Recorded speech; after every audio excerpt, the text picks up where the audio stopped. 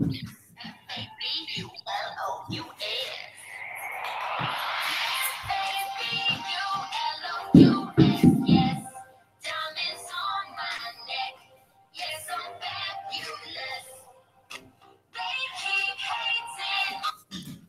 everybody here to the Sports Talk Network channel here tonight, specifically for Steve's Wrestling Ramble, where I will be predicting WWE Fastlane, talking Raw, SmackDown Live as well.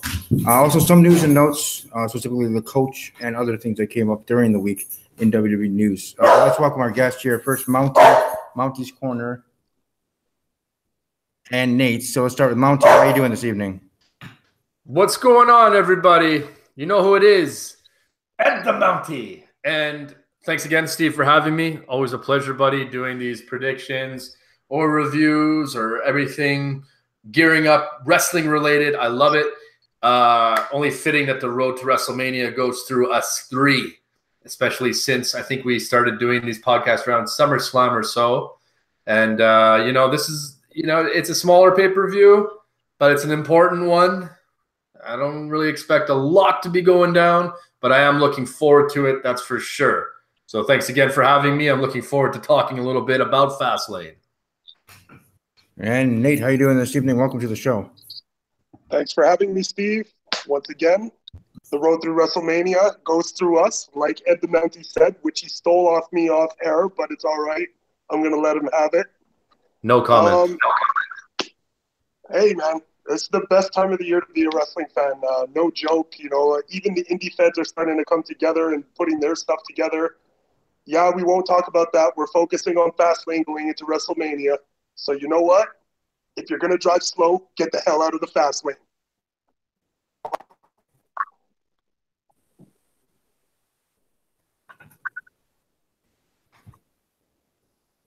All right, and start off with speaking of Monday Night Raw and everything went down there. Let's excuse me. With Monday Night Raw, one of the big things going on there is the situation with the WWE Universal Championship, with Roman Reigns set to face Brock Lesnar at WrestleMania, and to end the show on Raw, we had Reigns with Paul Heyman. No Brock Lesnar. Brock Lesnar maybe next week. Go home show WrestleMania. Who knows when we'll see Brock next? I think they said he's going to be next week. But either way, what do you guys thought of the closing segment of Monday Night Raw with Brock Lesnar, or not Brock Lesnar, with Roman Reigns and Paul Heyman? I'll let you go ahead, Nate. Okay, you're going to let me take the lead on this. Well, for lack of a few words, I've been pretty annoyed with the whole Brock Lesnar thing for all of 2017. I understand that he is a special attraction and the ratings do go up when he's around. But the problem is, there's two problems. One, he's not around enough.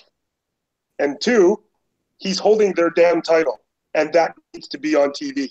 That's just my personal opinion about it. And you know what? This close to WrestleMania, Fastlane, whatever the case may be, because these brands are eventually going together, for him to not be in the mix at this point of the year and send his advocate to do his work, I honestly think that Paul Heyman is the hardest working guy in the wrestling business, because between him talking for Brock here and talking for Brock against Undertaker a couple years back, the guy pretty much has a full-time job, because he gets to sit up in Saskatchewan and do nothing all the time. But you know what? WWE pays him. I don't, so I live with it. I totally agree. It's one of those things where eventually, it runs its course, and it's not a shot at Brock Lesnar, amazing entertainer, as far as like when he's in ring. I don't really get bored too much. Like he comes in and out as he wants or as they want him to, in a way where I can stand watching another Brock Lesnar match, if that makes sense. Like, because they've dumbed down his moveset. So eventually, it gets a little repetitive and tiring and stuff. But I do feel like he got a little bit better in ring this particular year. But he had to do something, in order for him to become still, a threat, relevant, but also like put on a good show with the other guy that he's in the ring with, right? So all that to say, I'm not saying I want him to leave the WWE, although you know, it could happen. I mean, we faced this a few years ago at 31. It's almost the same thing when you really think about it. It was right before the Roman Reigns fight. And, you know, there was all this speculation going into WrestleMania, even like days before. And it kind of seems like it's kind of heading in the same direction. So all things considered, I'm ready for the title to be off of him. I'm ready for Paul Heyman to sort of work with someone else if that's possible. Doesn't even have to be another guy. At this point, I wouldn't even mind to see Becky Lynch on Raw and have like him advocate for Becky Lynch, I think, or something like that. Even though I know she's decent on the mic, it would be like a total revamp, repackaged look for Becky Lynch being a heel.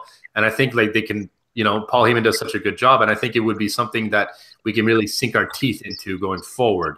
That being said, with Brock Lesnar, I would be totally fine with him being a part-timer, and maybe even like come out once a year at WrestleMania to sort of take over like the Undertaker, you know, once a year wrestling match, so to speak. I would be okay with that, just to see who he's going to be against and what's going to happen, that sort of stuff. I don't know. I mean, I'm ready for him to drop the title, and even if it's to Roman, let's just get the big title reign out of the way and see what Roman's really made of, when he's going to be the top man, you know, for like 6 months or more this time, something like that. So all things considered, it's going to be interesting to, you know, watch both Raw and SmackDown going into like a pay-per-view going forward, because I got to admit, I wasn't too keen on watching Raw this week. I was more focused on watching SmackDown going into the actual Fastlane pay-per-view. Understood. And the other big thing from Monday Night Raw, at least to me, of course, being the match being announced, being made. Kurt Angle and Ronda Rousey will be facing Stephanie McMahon and Triple H at WrestleMania in New Orleans in 4 or 5 weeks. So we're going to get you guys' thoughts on the match, how it was announced on Monday Night Raw, and anything else you want to in that regard as well. We'll start, of course, with Nate. In regards to the announcement of the match, I think it's going to draw a lot of media attention. You know, Ronda Rousey has that, you know, cliche around her of being the household name. The thing that I like about it the most is the dynamic. Like, we haven't seen much from Stephanie as an in-ring performer outside of using the microphone. So I'm interested to see what she's going to bring to the table with that. One thing that I could take pride in watching Raw every week is that, as uncomfortable as Ronda Rousey looked about a month ago on television, she's starting to gain a little bit of traction. She's starting to look a little bit more comfortable. And I think putting her around the likes of like the Kurt Angles and the Triple H's is just going to help her be that performer entertainer instead of worried about being the athlete. And I see good things coming from this in the next few weeks. I totally agree with Nate, and I got to applaud her for, you know, taking that initiative, or agreeing, I should say, to the actual contract of her being on every single Raw going into WrestleMania. That does nothing but help this whole angle, help the feud and everything. You know, like, it's going to be like, I already see an improvement. Yes, okay, she did. I feel like the drum roll spot, I really wish she would have waited on that one. It took away from it, unless that was their plan to do it that way, which I really doubt. That I didn't like that. But I mean, it's not going to be perfect. There's still nerves, there's still kinks, there's still a lot to learn. Like, the learning curve is so fresh for her, but I have to give it to her. I'm starting to see why they made the decision to bring her in. I'm excited to see how good she's going to be. She seems like a tough individual, obviously, but not just that. I meant more like, she seems like she's tough on herself. I can kind of see that in a weird way, where like she'd want to succeed at this and not just half-ass it. I can see her really getting serious about it and just being a sponge. I don't see her being a know-it-all. And I think her having that sort of attitude, if I'm right, will definitely help her going into WrestleMania and then going forward afterwards. So yeah, I'm excited about it. I mean, I gotta say that I did call this match, like, I don't remember when, probably like months ago. It might have been on the podcast with Broken Empire and Nate on my channel. I think it might have been somewhere, you know, it was definitely months back. And I said, you know, we don't know what's going to happen with The Rock. So why don't you just insert Angle, because they have the Angle Triple H thing that they didn't really close the loop on. And then you also have the Stephanie McMahon Triple H against Ronda Rousey, that whole thing that happened in WrestleMania 31 when they debuted the network and all that other stuff. So I'm like, you might as well just pair them up together, and it'd be a good go. If there's anybody that can replace The Rock, it's Kurt Angle. In a way, I know he's not the most. He's not a showman like The Rock. Let's face it, he's not. But as far as like actually maybe getting a decent match out of this, I expect Hunter to take it seriously, especially his wife. Stephanie. I mean, let's face it. Those two are like inseparable, and they look up to each other in a way. I don't see Stephanie taking this lightly. I don't see Ronda taking this lightly, and I don't see Kurt Angle taking this lightly. So I think it could be a little bit of a better match than we think it will be. I'm looking forward to seeing how it's going to go. I really would have wished, though, if I could just say one more thing about that. Okay. I really would have wished that we didn't see as much like finisher stuff right off the bat. I really wish they would have like kept their hands off of each other for a little bit. You know what I mean? Like build that up a little bit more. I really wish that like Stephanie and Ronda didn't tangle. I really wish that we didn't see the angle lock. I didn't want to see. I know we didn't see the pedigree, but it was coming, and that's probably going to come next week. So I really wish we could have just saw like a little bit more trash talking, authority running away, that sort of thing. Just to sort of build up that anticipation to see how it's going to go. I think the more they put their hands on each other, a little bit less excited the fans are going to be for it. Well, hold on. There's another, way to look at it. And for me, from what happened on Monday Night Raw with the physical interaction with Ronda Rousey and Stephanie McMahon, I even said this on Twitter during the show live tweeting. Welcome to tweet me at WB_podcast. Is saying that I was surprised. Hey, Stephanie McMahon's taking a bump, and it's not WrestleMania. It's not a pay-per-view. She's actually, getting some comeuppance on a Monday Night Raw show. Whether, people agree or disagree with that statement, that's fine. But just to me, I thought that was a surprise.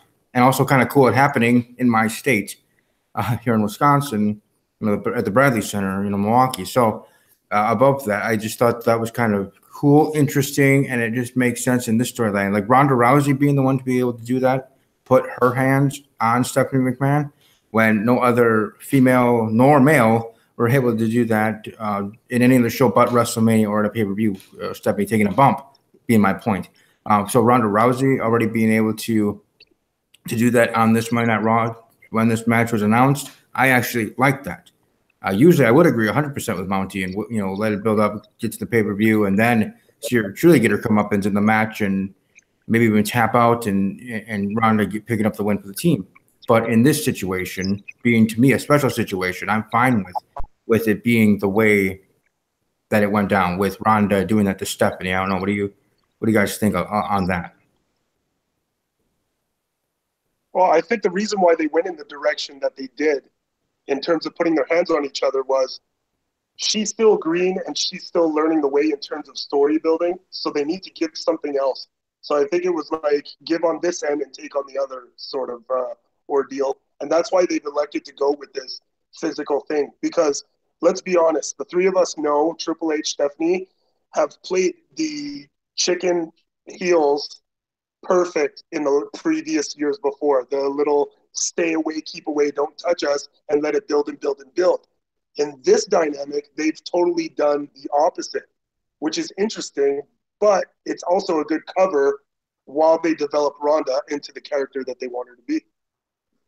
Yeah, and it could be also like getting jitters out, like actually taking moves and bumps in front of the crowds, because it's one thing to like, do it backstage in a training center or whatever, working with whoever, and it's probably a completely different ball game doing it actually in front of a crowd, in front of 20,000 people or whatever, 15,000 people, and it's going to be even that much more, like four times the amount come WrestleMania or whatever the attendance will be. So I think obviously it plays a factor in that too, where it's like, let's get some of those early jitters out, and you can do this, because I think it comes to a point where, yeah, it's good to practice and get everything done. And then, you've seen it many times where people make their debut and it's just like, the nerves and the anxiety or whatever just kind of takes over, and then you're in your head and stuff. But at least to get your feet wet, I think it can help her. So, yeah. All right. And not speaking of, but let's just continue actually talking about the women's division. Asuka defeating Nia Jax, again making her submit and having that backstage segment with Nia Jax and Alexa Bliss. I still think we're probably going to set up and get Alexa Bliss versus Nia Jax. That's why Nia Jax has had the losing streak against Asuka. Asuka's going to pick Charlotte to face at WrestleMania for the SmackDown Live Women's Championship, and for the Raw Women's Championship, I'm assuming it will simply be Alexa Bliss versus Nia Jax. And I have stated last week and weeks prior that I believe Nia Jax probably will be leaving WrestleMania as Raw Women's Champion. So this just starting and building now. Probably could have Nia do a face turn. Because I wouldn't have Alexa doing a face turn. She's been great and excellent as a heel on Monday Night Raw and in general as a character. So why have her going face, have Nia go face, and then become the champion at Mania? At least that's how I see it. So what do you guys see and think about the Nia Jax situation, the Raw Women's division overall, as well as we head into WrestleMania for the Raw brand? Nate? Nia Jax has had a very unfortunate calendar year for the WWE. Every time that they've wanted to roll with her in some capacity, some storyline, she's been stonewalled in some shape or form along the way. However, she's really gone out of her way to make good out of a lot of bad situations. And to be perfectly honest, I'm not so sure if I'm 100% buying into the whole irresistible force thing. If you're just going to have her job out like 2 weeks after, like you've given her that title and have pushed that name on her to make her tap out to Asuka. We all know she's a dominant force. We all know that she's like this big powerhouse. But maybe if the idea long-term is to put that title on her, maybe with everything going on with Asuka and the decision still hasn't been made yet, scale her back a little bit until you're absolutely ready to pull the trigger on Nia, because I'm afraid that she's going to end up in gimmick purgatory again, which is basically what she did for the majority of 2017. I think I don't really see them going with Nia Jax as the champion yet. I think it's going to happen eventually. I think Nate's right. I think we need to wait it out a little bit longer. I would much rather see something like this where, Alexa Bliss retains and then Carmella fools everybody, comes out and cashes it in on Alexa and wins on Alexa. I think that buys more time for Nia. I think you can create a feud down the road where Nia could beat Carmella for the title eventually. Like she finally gets her hands on her, Carmella will, obviously play like the Weasel woman championship character, whatever. I think she would be really good at it too. And I'm not just saying that because she retweeted my video. But, sorry, a shameless self-plug there. I had to do it. I'm just saying. But I really think that they should do something like that. I really do. I really think that, Nia comes up a little bit short. Alexa still retains. And, you have Asuka against Charlotte, and you can work that out. And, you have Carmella not only for the shock factor of cashing it in. Like, I even think they should go even on a bigger scale, put Asuka and Charlotte earlier in the night, and then people think, oh, man, I can't believe Carmella didn't cash in. And then, boom, she comes out after that, and then she cashed. I think it would just be a great moment. I could see a big pop there. Am I the only one? Yes. Whatever. No, for me, I just don't see WWE on Alexa Bliss, the Raw Women's Championship.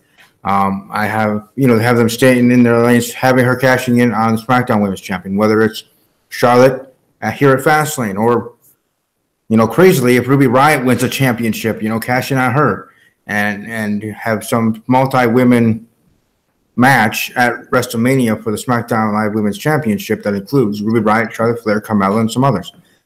Maybe even a returning Nikki Bella, So, and have that match for WrestleMania. As much as some people don't like multi-superstar matches, I'm one that I've, as people that know me, love that sort of stuff.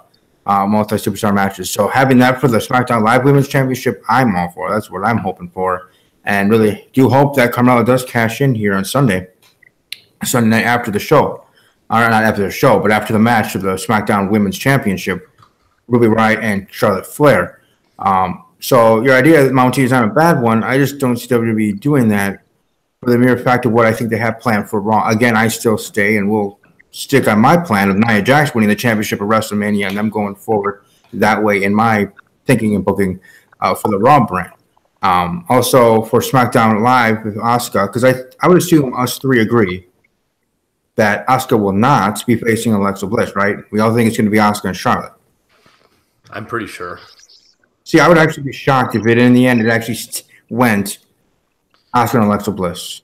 As much as at first I wasn't, because I assumed, again assuming, that with Asuka winning the first ever Women's Royal Rumble, that she would have to go with the brand she's part of, being Raw, being that championship. I didn't know, unless I missed that part in the pre-show, because I barely watch pre-shows anyways during pay-per-view shows. I just don't. Of the rules, and that the winner of the Rumble can choose the champion they faced, like Shinsuke already choosing AJ Styles. Assume that to be. And then when it changed and them saying that, oh, she's going to make a choice, I have a feeling whether this next Raw, being, the Raw after the show of Fastlane, they're going to have a segment with Asuka. Asuka's going to have to choose. Charlotte Flair is going to be there on Raw. Charlotte and Alexa are there as the champions, and she'll choose Charlotte Flair.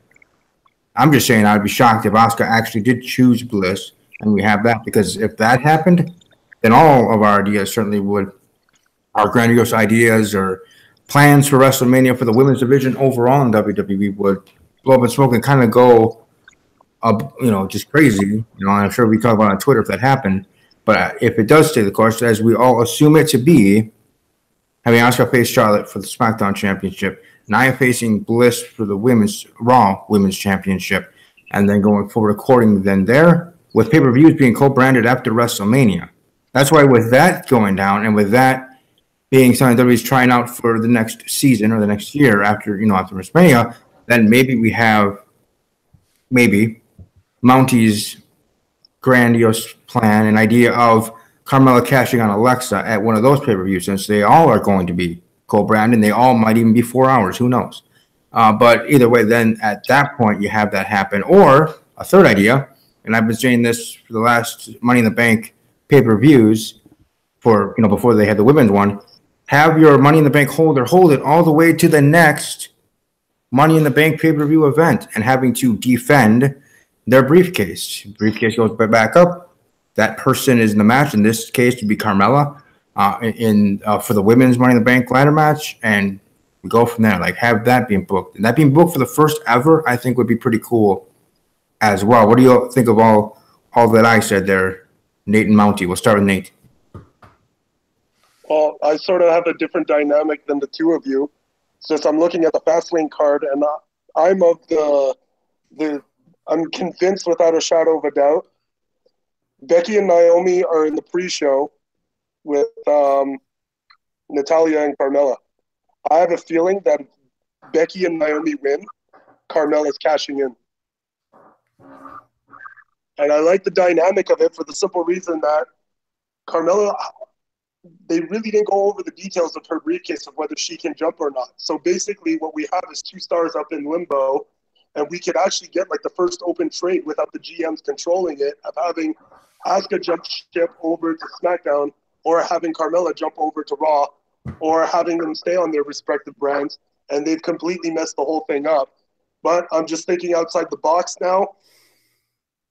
The way that I could see it is Carmella cashing in, becoming the SmackDown Live champion, and then Asuka jumps ship and wants to face Carmella at WrestleMania. And no one's ever even remotely talked about that match, but it's possible. It is possible. You can even have a 3-way with those 3. Charlotte, will want a championship match, like a rematch clause. She gets inserted that way. Very possible. I do see it going more this way come Fastlane with this particular title match between, Charlotte and Ruby Riott. I think there's no question that Charlotte retains. And I think as much as we want to see a cash in, I don't think we're going to get it. Instead, I feel like Asuka is just going to come out after the match and challenge Charlotte. I really think that is the direction, at least I think, that they're going to go. You're right, Steve. We haven't mentioned anything, or they haven't mentioned anything on, if Asuka is going to go to Raw, SmackDown, what the deal is. I think it's pretty my prediction is obviously it's not going to be Raw, because I think if it was going to be Raw, it would have already been stated by now. The fact that she hasn't mentioned the fact that she's going to face Alexa Bliss tells me that she's going to be gunning for the SmackDown title. I think we're just going to see it after the title match between Ruby Riott and Charlotte at Fastlane. I think she's just going to come out and challenge Charlotte, and then there's your title match, I guess. And then I'm going to go with that. That's really the only way that I see it happening in my head. I'm not saying it's the only way. You guys have some really great ideas there. Steve, going all the way to the Money in the Bank is an interesting way. Kind of pins her in the corner, though, as far as like that's her last time to actually cash in. And if they are going to go that way, I suggest that they do a constant teaser of Carmella trying to cash in and it just never works, so that she's totally stressed out about doing it, and she runs out of time, and then she's just like, okay, I guess I have to do it this Sunday, and that's it, that's all. And then, but I really hope that one way or another, when she does cash in, I really hope that she actually becomes champion. I think it would be a big waste if obviously they spoiled it. It's just not the time to do that. Yeah, I as I've said, it'd be very disappointing to me, not just as a big Carmella fan, but in general. You have your first ever Miss Money in the Bank unsuccessfully cash in said briefcase. I just think that would just be a letdown. I mean, it could happen fine, but I just would be kind of upset with WWE if they went that route. And if they do have her hold the briefcase all the way to this next said WWE Money in the Bank pay-per-view event, then they should have a countdown clock like they did for Nikki Bella for longest reigning Divas champion. Where, still with Mounty's idea of being stressed out and this and that, because she has this countdown clock staring at her on the big Titantron each and every week, that she has a limited amount of days and hours left to cash in until she has to defend her briefcase, putting the briefcase back up in the Money in the Bank ladder match, which I guess we'll already get to news right now anyway, since we're speaking upon it. Money in the Bank will have 2 Money in the Bank ladder matches. It will be co-branded for the men and for the women. I kind of wanted it to be 4 Raw Women's, SmackDown Women's, Universal, and WWE Money in the Bank ladder matches. But then again, most are happy with what the news says, and that's just being 2 with them being co-branded. So in that light as well, have a Raw and SmackDown Superstars part of the Money in the Bank. I still do hope whenever Carmella does cash in, whether it's Fastlane, WrestleMania, anytime after WrestleMania, whatever, it is successful, and she does become the SmackDown Live Women's Champion. It needs to, Steve, because here's the thing. They started this whole thing off wrong, and I know I'm still ranting on that one, but it's like you had the first ever Money in the Bank Women's Edition, and you had a guy take it down. Now, the only way to make people sort of forget about that is to have her successfully win. If you have her lose, then you're going to bring back the skeleton in the closet from the fact that James Ellsworth was the one who actually brought it down for her in the first place. And then in my opinion, you kind of made a mockery, not a mockery, but what was the point? Clearly, they have to have her cash in and do it successfully, hopefully in a good way or any sort of way. It doesn't really matter. But, as far as the Money in the Bank pay-per-view goes, although we're not there yet and, things could change, but I don't really see it happening. I guess a lot of people are thinking that maybe 4 Money in the Bank matches would be overkill. People said that about having 2 Royal Rumbles, and I was super entertained by both of them. So whatever. But I mean, I guess with the fact with the pay-per-views kind of joining forces and things of that nature, I guess having only 1 Money in the Bank winner kind of makes it that much more special for, the woman and for the man. So although, yes, okay, it could be a Raw superstar, it could be a SmackDown superstar, whatever the case is, I think it still adds the element because, are they going to be featured on each other's shows sometimes? Are they allowed to do that because the pay-per-views are, together now? I mean, it brings up a couple of different questions. That would actually make sense to do it that way for the simple reason that, if you win Money in the Bank and it's co-branded, you should literally have like the John Cena status of being a free agent. Exactly. I also think what that does is that if it's a guy that's an up-and-comer, like a Baron Corbin or whatever, for him to randomly show up like backstage at a Raw and get like a shoot interview like on the fly or something like that. That's the kind of thing that'll draw interest from like a diehard wrestling fan such as myself.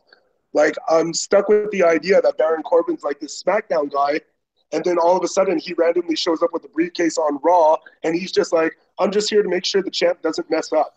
And for me, that's like an interesting dynamic. That makes me want to tune in to both Raw shows.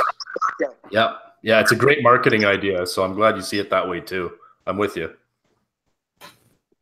That pretty much, at least for me, does it for Monday Night Raw. I mean, I guess we could talk about Bayley getting a win. Since we're still talking about the women's division, Bayley getting a W, excuse me, over Absolution member Mandy Rose, who I've been keen on for her beginning here on the Raw brand, part of Absolution there.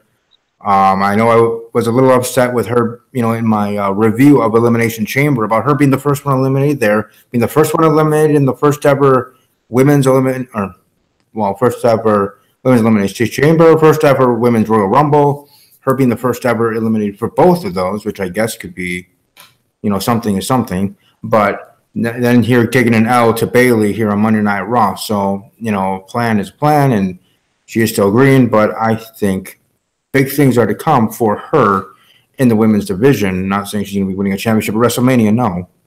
We already know the plans for Raw and SmackDown in that way. But in the future, I do think Mandy Rose, for sure, can make a great Raw Women's Champion. What are you guys' thoughts on Mandy Rose and Bayley's win on Monday Night Raw? Nate? Okay, well, let's get the Bayley win out of the way. I like this little thing that's going on with Sasha Banks. I'm loving the fact that, they're teasing this whole heel thing with Bayley. But you know what? I'm an impatient wrestling fan, and I want to see it. Like, I want it so bad for her just to see where it can go for, like, the next, 6 to 8 months. Because she's getting lost in the mix. And for one of the 4 horsewomen to get lost in the mix, it's not good for business at all. Now, in regards to Mandy Rose, when she teamed up with Goldust in the Mixed Match Challenge, he totally endorsed her. And for me, it's been like she's been brought up to a whole nother level, but not like the extreme level since Goldust has endorsed her. In 2-3 years down the road, Mandy Rose is going to be a major player on whatever brand she's on if she keeps her head straight. I don't see anything falling for her in the near future. I just see her chipping away, and then going to the next level. And I'm pretty excited for her future, actually. Yeah, I see her being like an up-and-comer of Alexa Bliss style, kind of a similar path where at first, she kind of hasn't quite found her way. It's weird. I feel like she's losing, but she's not losing any steam, which is fine. In this point in her career, it's okay for her to get some L's. You need some other people to get the W's, you know what I mean? And I want to go back to what I was saying before. So before I hit to that, I agree with Nate. Her future looks really bright. And I think once she branches off from this, she's definitely going to have a good couple of years, man. Maybe nothing in the next year, but maybe 2 years from now, she could be a real major player. Hopefully they can, find a good home for her on whichever brand it is, and then have her sort of follow suit like the Alexa Bliss way where, she's just like, I think she could be a remarkable good heel. She's got the walk. She's got the look. I think, like you said, Goldust brought her up to another level. Yeah, different briefcase. Her being a briefcase holder herself. So exactly. So I think that her future is definitely bright in the WWE. I'm definitely feeling her. Well, I like Sonya too. I'm not gonna lie. I feel like she's got a really good future ahead too. I think that is the stronger of the two factions, if you will. But yeah, I mean, I definitely see her having a really good future at WWE. I think Nate is 100% right on that.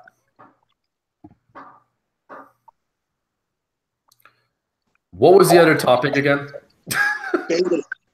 Bayley. Okay, that's it. So I wanted to go back to what I was saying before.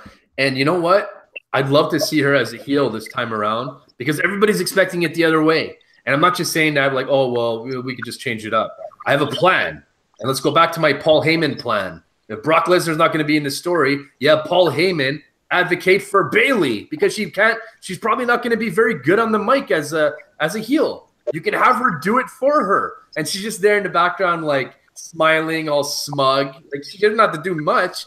And then she's just not going to hug fans anymore. No high fives and say very minimal stuff, but really back it up. I can see Nate chomping at the bit, man. You love this idea, don't you, brother? On one condition, that all those inflatable buddies are all black. They're all black, and then when sometimes she comes out, she pops them. Mm. I like it. I like it. I like it. They blow them up, they're all black, and you pop them.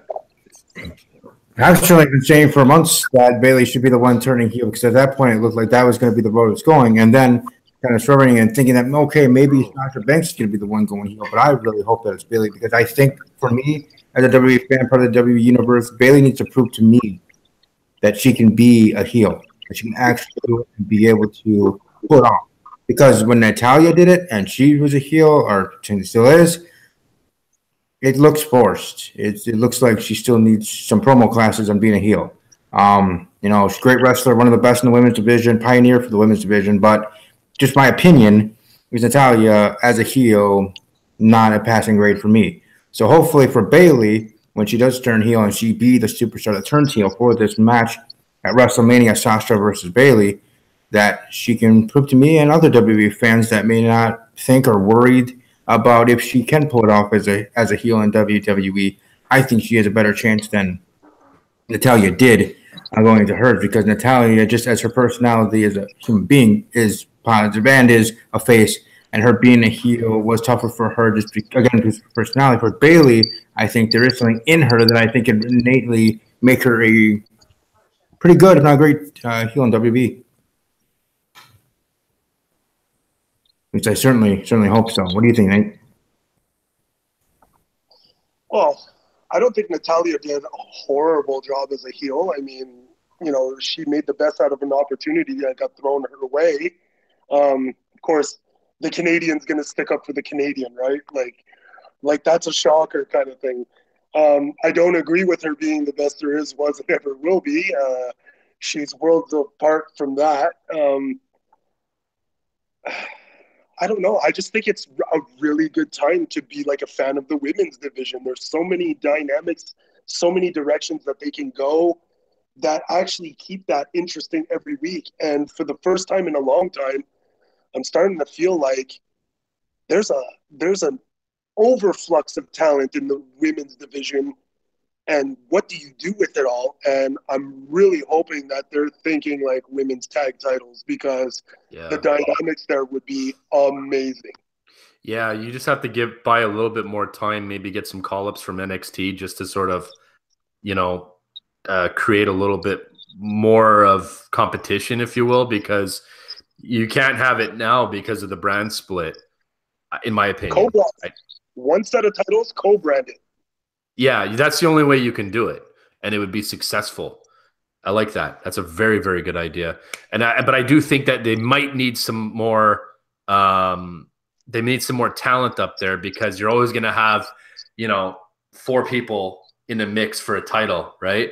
So you take away those 4 people, you know, you don't have a lot of competition at this given time. But I like that. I like that idea. And I know that we've been talking about that for quite some time, Nate, that we want to see something like that happen because it's the time to do it. You know, it's an exciting time. I'll admit, like me and Nate used to do the podcast together and we would skip over the women's matches, not because we were disrespectful or sexist. It's just what they had to bring, like the way they were being dealt with. It was just, it wasn't worth. It was a joke. It wasn't worth it. It wasn't worth putting time and energy and thought into it. And now the dynamic is so different that they can go so many different ways. Like Nate said, you know, you can have Asuka lose her title reign or her pay-per-view reign. You know, you people are going to want to tune in. When's that going to happen? You have Ronda Rousey now. You know, you can maybe turn Bayley heel. You could do something with Becky Lynch, and because she's had a stale character, that's 2 of the horsewomen that you could do something with there. You know, imagine having both of them tag up for the titles as heels. Like these are things that they could do with their character and keep it fresh and keep it, you know, like okay, this is actually great stuff. You know, I mean, I would love to see that. Becky Lynch and Bayley, even like, they don't even have to go as singles. They could maybe tag up down the road. So, you have your little singles run where you're like badass heels, and then you can maybe pair them up down the road for the tag team titles. I think it can be done. Not unlike what we're seeing with Kevin Owens and Sami Zayn right now. So, it is an exciting time. I'm a lot more invested than when I used to be. I sit through it now. I watch it. I appreciate it for what it is. I think NXT helped with that too.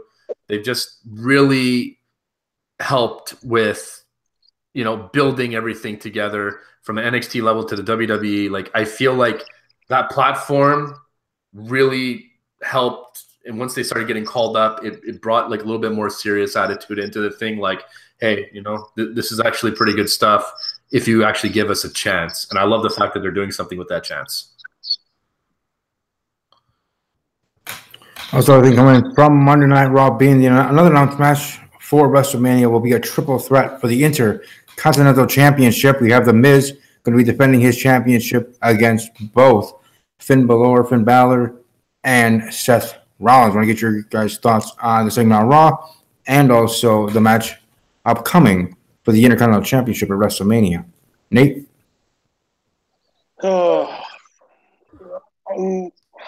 I'm excited, but I'm not at the same time for this Intercontinental match.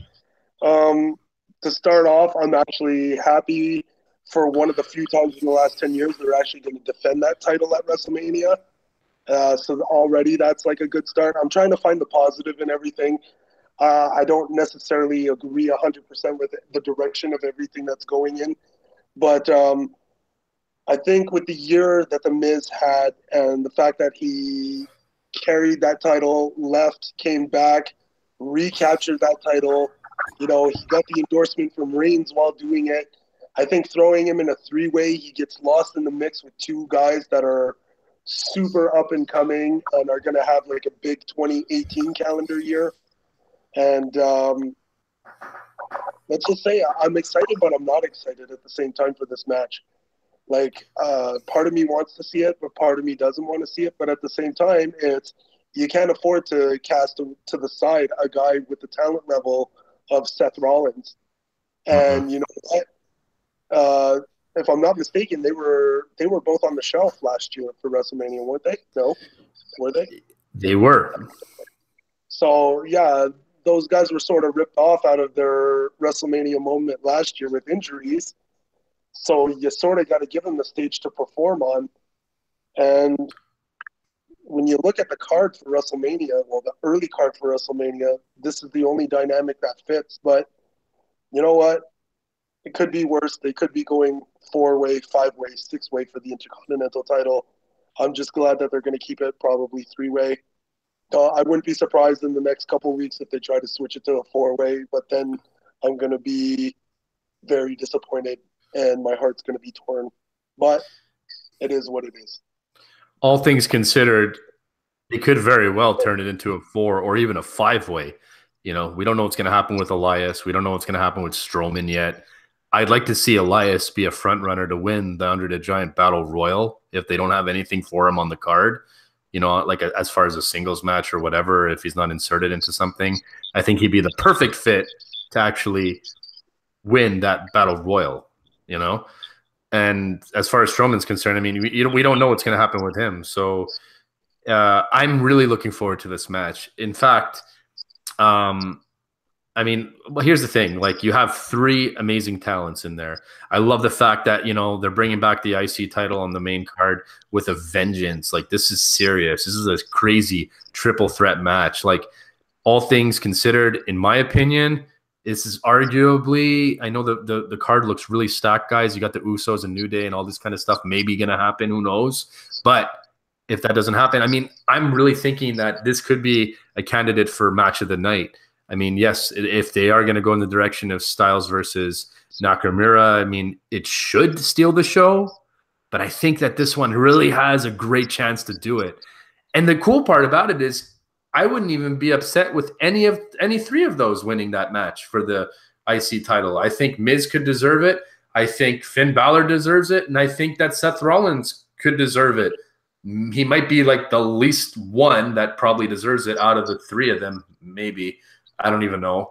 But that's the fun part about this whole thing, is that they can go either way, and I'd be okay with it. But at the same time, it would be cool to see a new champion, whether it would be Finn Balor or Seth Rollins. But I think that they're, oh man, like I could just see Prince Devitt, boom, Tyler Black, oh, he's going crazy. You know, he's back in the mix. Both of them are back in the mix. I could see them really getting pumped up for this backstage. I could see the Miz getting involved.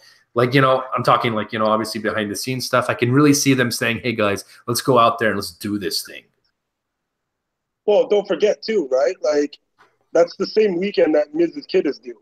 So what a better way to transition that title, and whatever direction that they decide to go in with the other two, that's a good pick. That's a good solid pick. Oh yeah, man. So if there is a whole thing where they're going to give Miz a hiatus, this is the perfect match for them to, you know, transition. Man, I'm just so looking forward to this match. Like it's probably the match on the card right now that I'm looking forward to the most, I would have to say. Well, for me, the one I'm looking forward to the most is the tag team match with Kurt Angle, Ronda Rousey versus Triple H, Stephanie McMahon is right now on the card. But definitely this one will be maybe steal the show, maybe be the one that everybody talks about after WrestleMania is done and booked and played out. But for right now, at least for me, that's not the one that I'm going for. And if they do have either Seth Rollins or Finn Balor win the title, I would rather it be Seth Rollins. Now, Finn Balor may need it more. His career may need it more than Seth Rollins. But I think just as a superstar, the Seth Rollins is being one of the top guys in WWE, it would make more sense for The Miz to drop the Intercontinental Championship to Seth Rollins and have Seth Rollins carry it forward.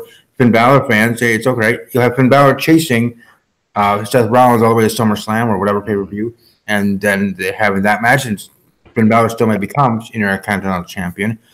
Though I don't think that even if Finn loses at WrestleMania in this triple threat match, I don't see WWE putting him back into the Universal, or putting back in at all in general in the Universal title scene anytime soon.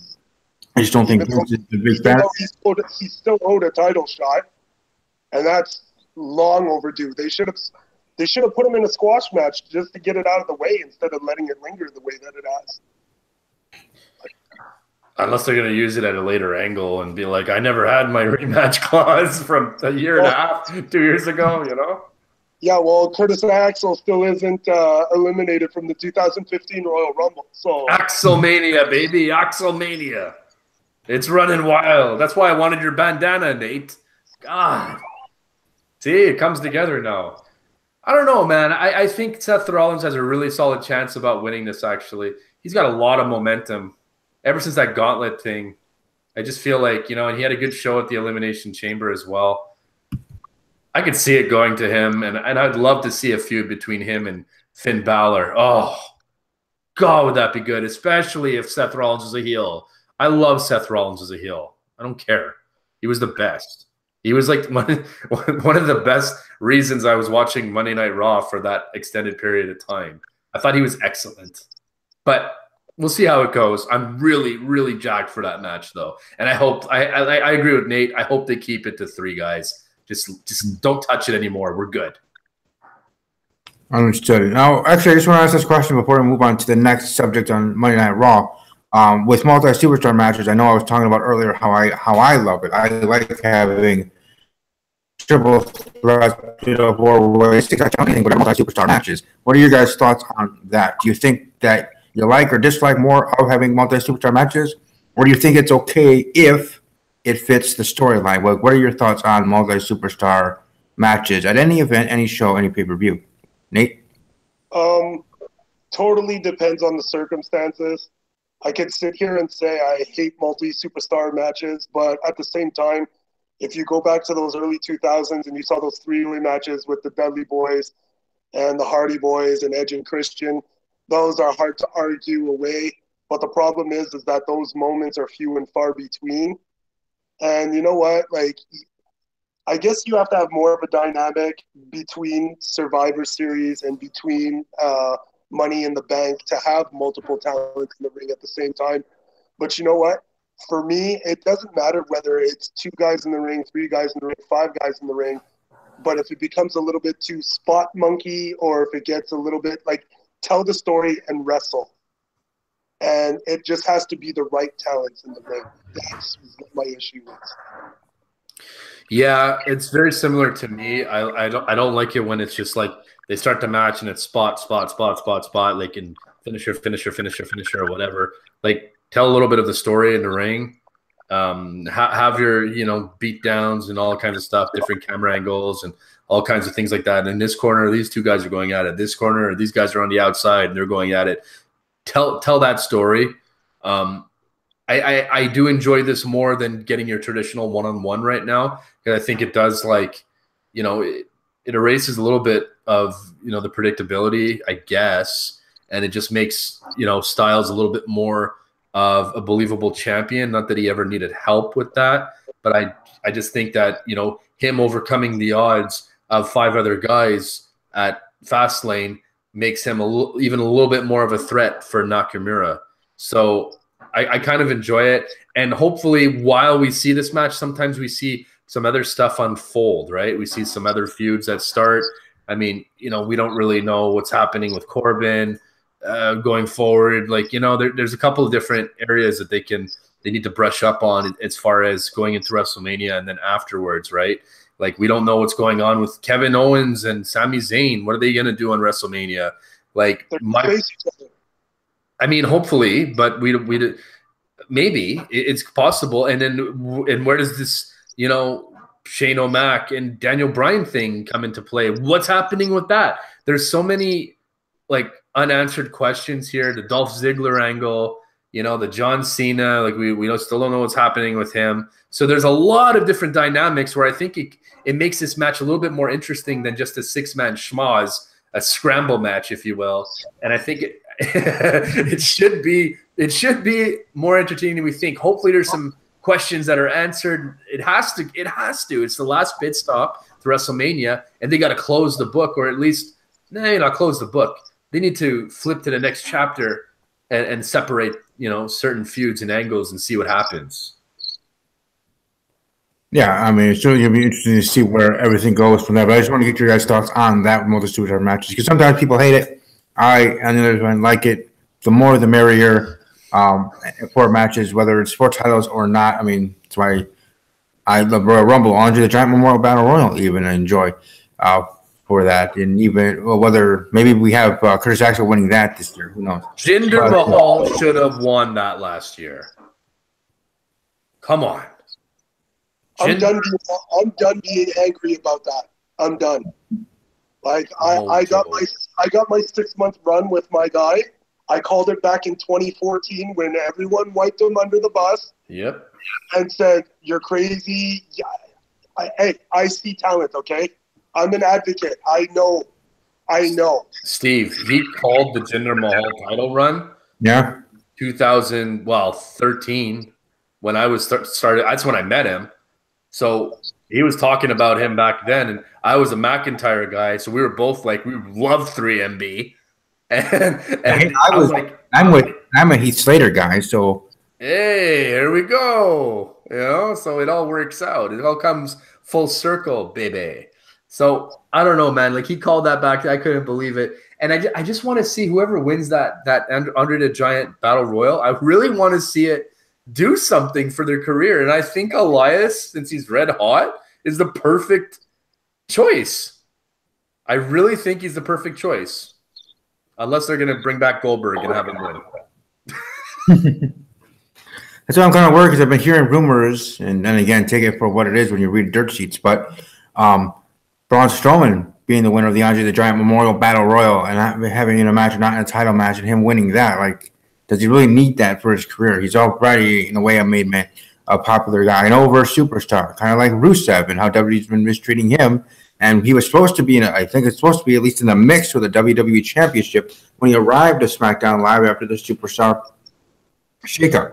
So that mishandling of Rusev Day happening, being popular, but still not, as of right now, going to be a prominent member of the card. Should Rusev then win the Andre the Giant Memorial Battle Royal in the pre-show of WrestleMania in New Orleans? Who knows? But Jinder Mahal, I really did enjoy his title run. Happy him winning it when he did last year. I know a lot of people do disagree with me, and dislike Ginger's title run, i.e. Not us. co-host Kyron Chase out there. Hey, Kyron, how you doing? But I know he didn't like Jinder Mahal in his title run and thought he didn't do anything for WWE and how he shouldn't have got the title. And again, I respect that. But for me, I enjoyed it. And I kind of hope that he does win the United States Championship at WrestleMania, because I think that will be a triple threat. And we'll talk about that when we get into our SmackDown Live talk finally and whatnot with Fastlane. But Jinder Mahal staying relatively near the top, upper mid-card, made superstar, former WWE champion. Him as a former WWE champion will have a better career than the other former WWE champion, Bray Wyatt, who I'm not too keen on. And when he won the title and everything, and good for him, congratulations. But with his career and how things are going in that trajectory, I think Jinder Mahal's trajectory being higher ceiling. I think Rusev gets the Sandow treatment this Battle Royal. I think he's going to be the second last one to be eliminated. I think he's super. He reminds me so much of Damien Sandow and how over he was, and he never quite, got that extra chance. Rusev is very similar boat right now, and I think that he's going to be the runner-up. I think Elias eliminates him at the end, just to sort of, because if just Elias wins, everybody's going to go crazy. They're going to go crazy. But I think if Rusev and it's him, I think that it takes a little bit away from his pop, because people are going to be booing, because I think out of both of them in the ring, I think Rusev would get the bigger of the two, and they would want him to win just because he's a goofball, That's the way I see that one going. And the last big thing I want to talk about Monday Night Raw before we head over to SmackDown Live and talking about that brand is the craziness and weirdness that is the Raw Tag Team division. Like, what the heck is going on in there? We have the Tag Team Champions, The Bar, Sheamus, and Cesaro. And who really should they – yes, there you go, Nate. Who really should we go up against them at WrestleMania for the championships? Like, I really think SmackDown Live Tag division is more set and has an actual path and road to WrestleMania, at least to me, than the Raw brand's Tag Team division.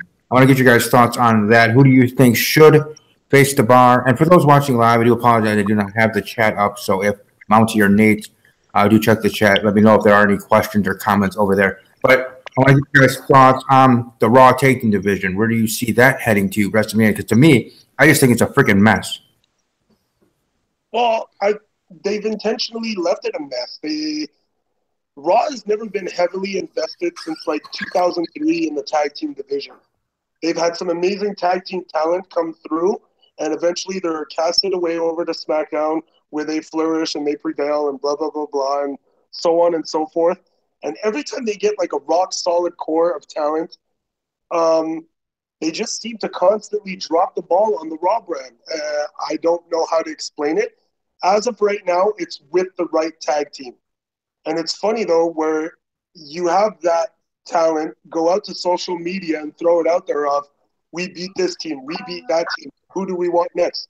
In a perfect wrestling fans world, when the Young Bucks answered The Bar and said that they wouldn't mind doing it and they had that day free, that would have been sick. The roof will blow off the place. Problem is, there's a lot of contractual obligations, and that's not in the mix.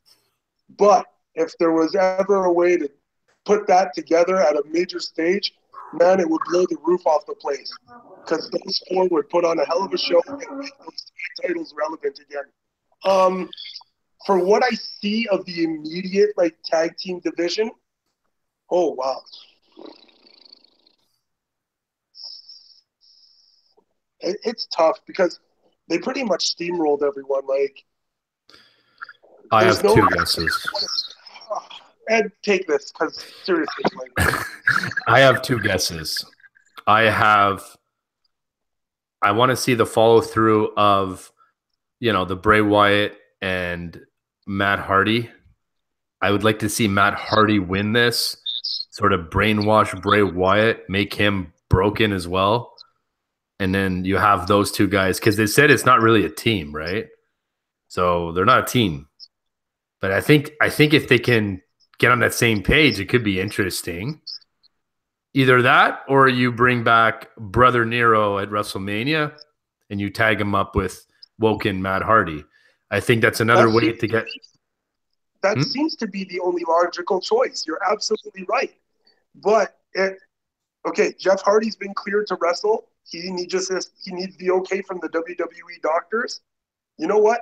Shock the damn world. Bring him in as Brother Nero and bring in that broken tag team. That is the only other way that building will pop off the place. Yeah, for those tag team titles. It's pretty much like what you wanted to get and what you wanted to expect last year, but you couldn't quite do it because of contract obligations and lawsuits and all the legal documentations and whatnot.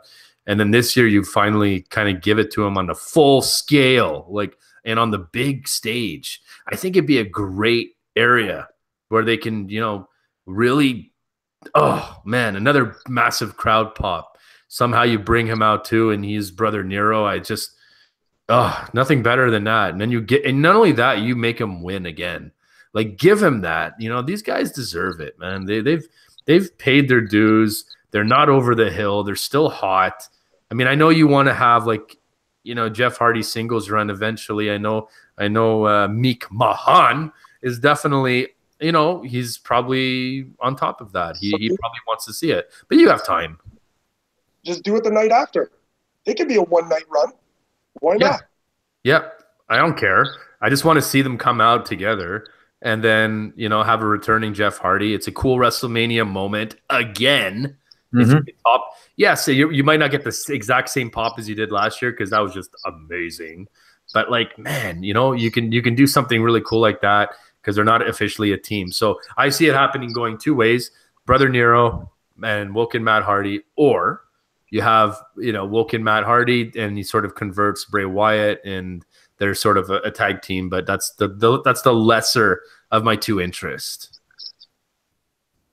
Yeah, you can have almost exactly like you had WrestleMania. I guess the pop might not be as big as you had for last year's, but you have something like that. You have a multi-superstar match again, this time for the Raw Tag Division, which I think this one deserves it more because of the mess that I say that it has been for the Raw Tag Team Division. So you have a multi-superstar tag team match, and you have it out of nowhere with Brother Nero coming out and Matt Hardy first coming out. Then, you know, like heading into WrestleMania, there's the tag teams, and you have the Bar, the Club, Titus Worldwide, Heath Slater and Rhino or whatever, and you have all these tag teams come out, and then you have Matt Hardy because, you know, on the graphic it's Matt Hardy and a question mark, and who's going to be a tag team partner, and it on the whole becomes Brother Nero, and you have them taking again and win the titles, whether they have it for 24 hours or an actual run, either way. So I like the idea.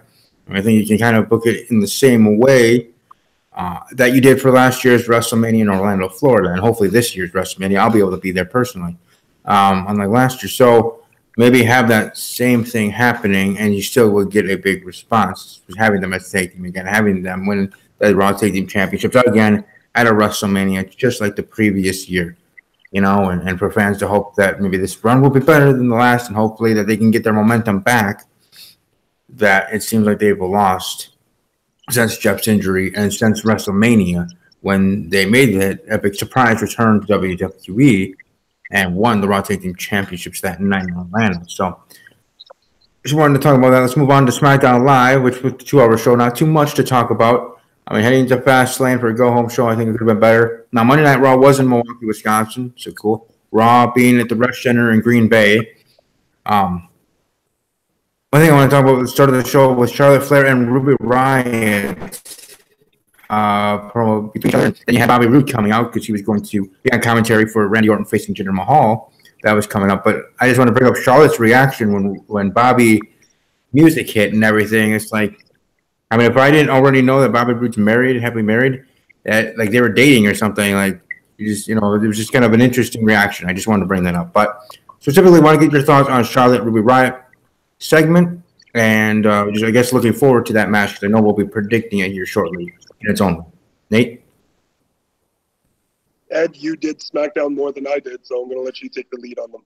It was a great promo. I love the fact of Charlotte bringing up, you know, her past experience and her struggles and how hard she's worked to kind of get to that point, and all the constant pressure that, you know, is on top of her as she, you know, continues her career and continues, you know, turning heads and being that role model, you know, because she's a role model now. It's unbelievable.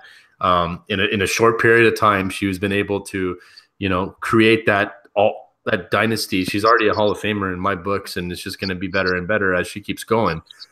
She's just so good on the mic now that, you know, this is something that I said when I first started. I was like, oh my God, like, how is she ever going to amount to what her dad was, as far as, you know, because she had her dad there all the time and, you know, talking for her and all that kind of stuff. And I was like, well, there's got to be more to it.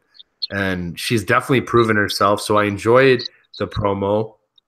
I'm still warming up to Ruby Riott. I can see why there's potential in her. I could see why there's hype and stuff. I don't know.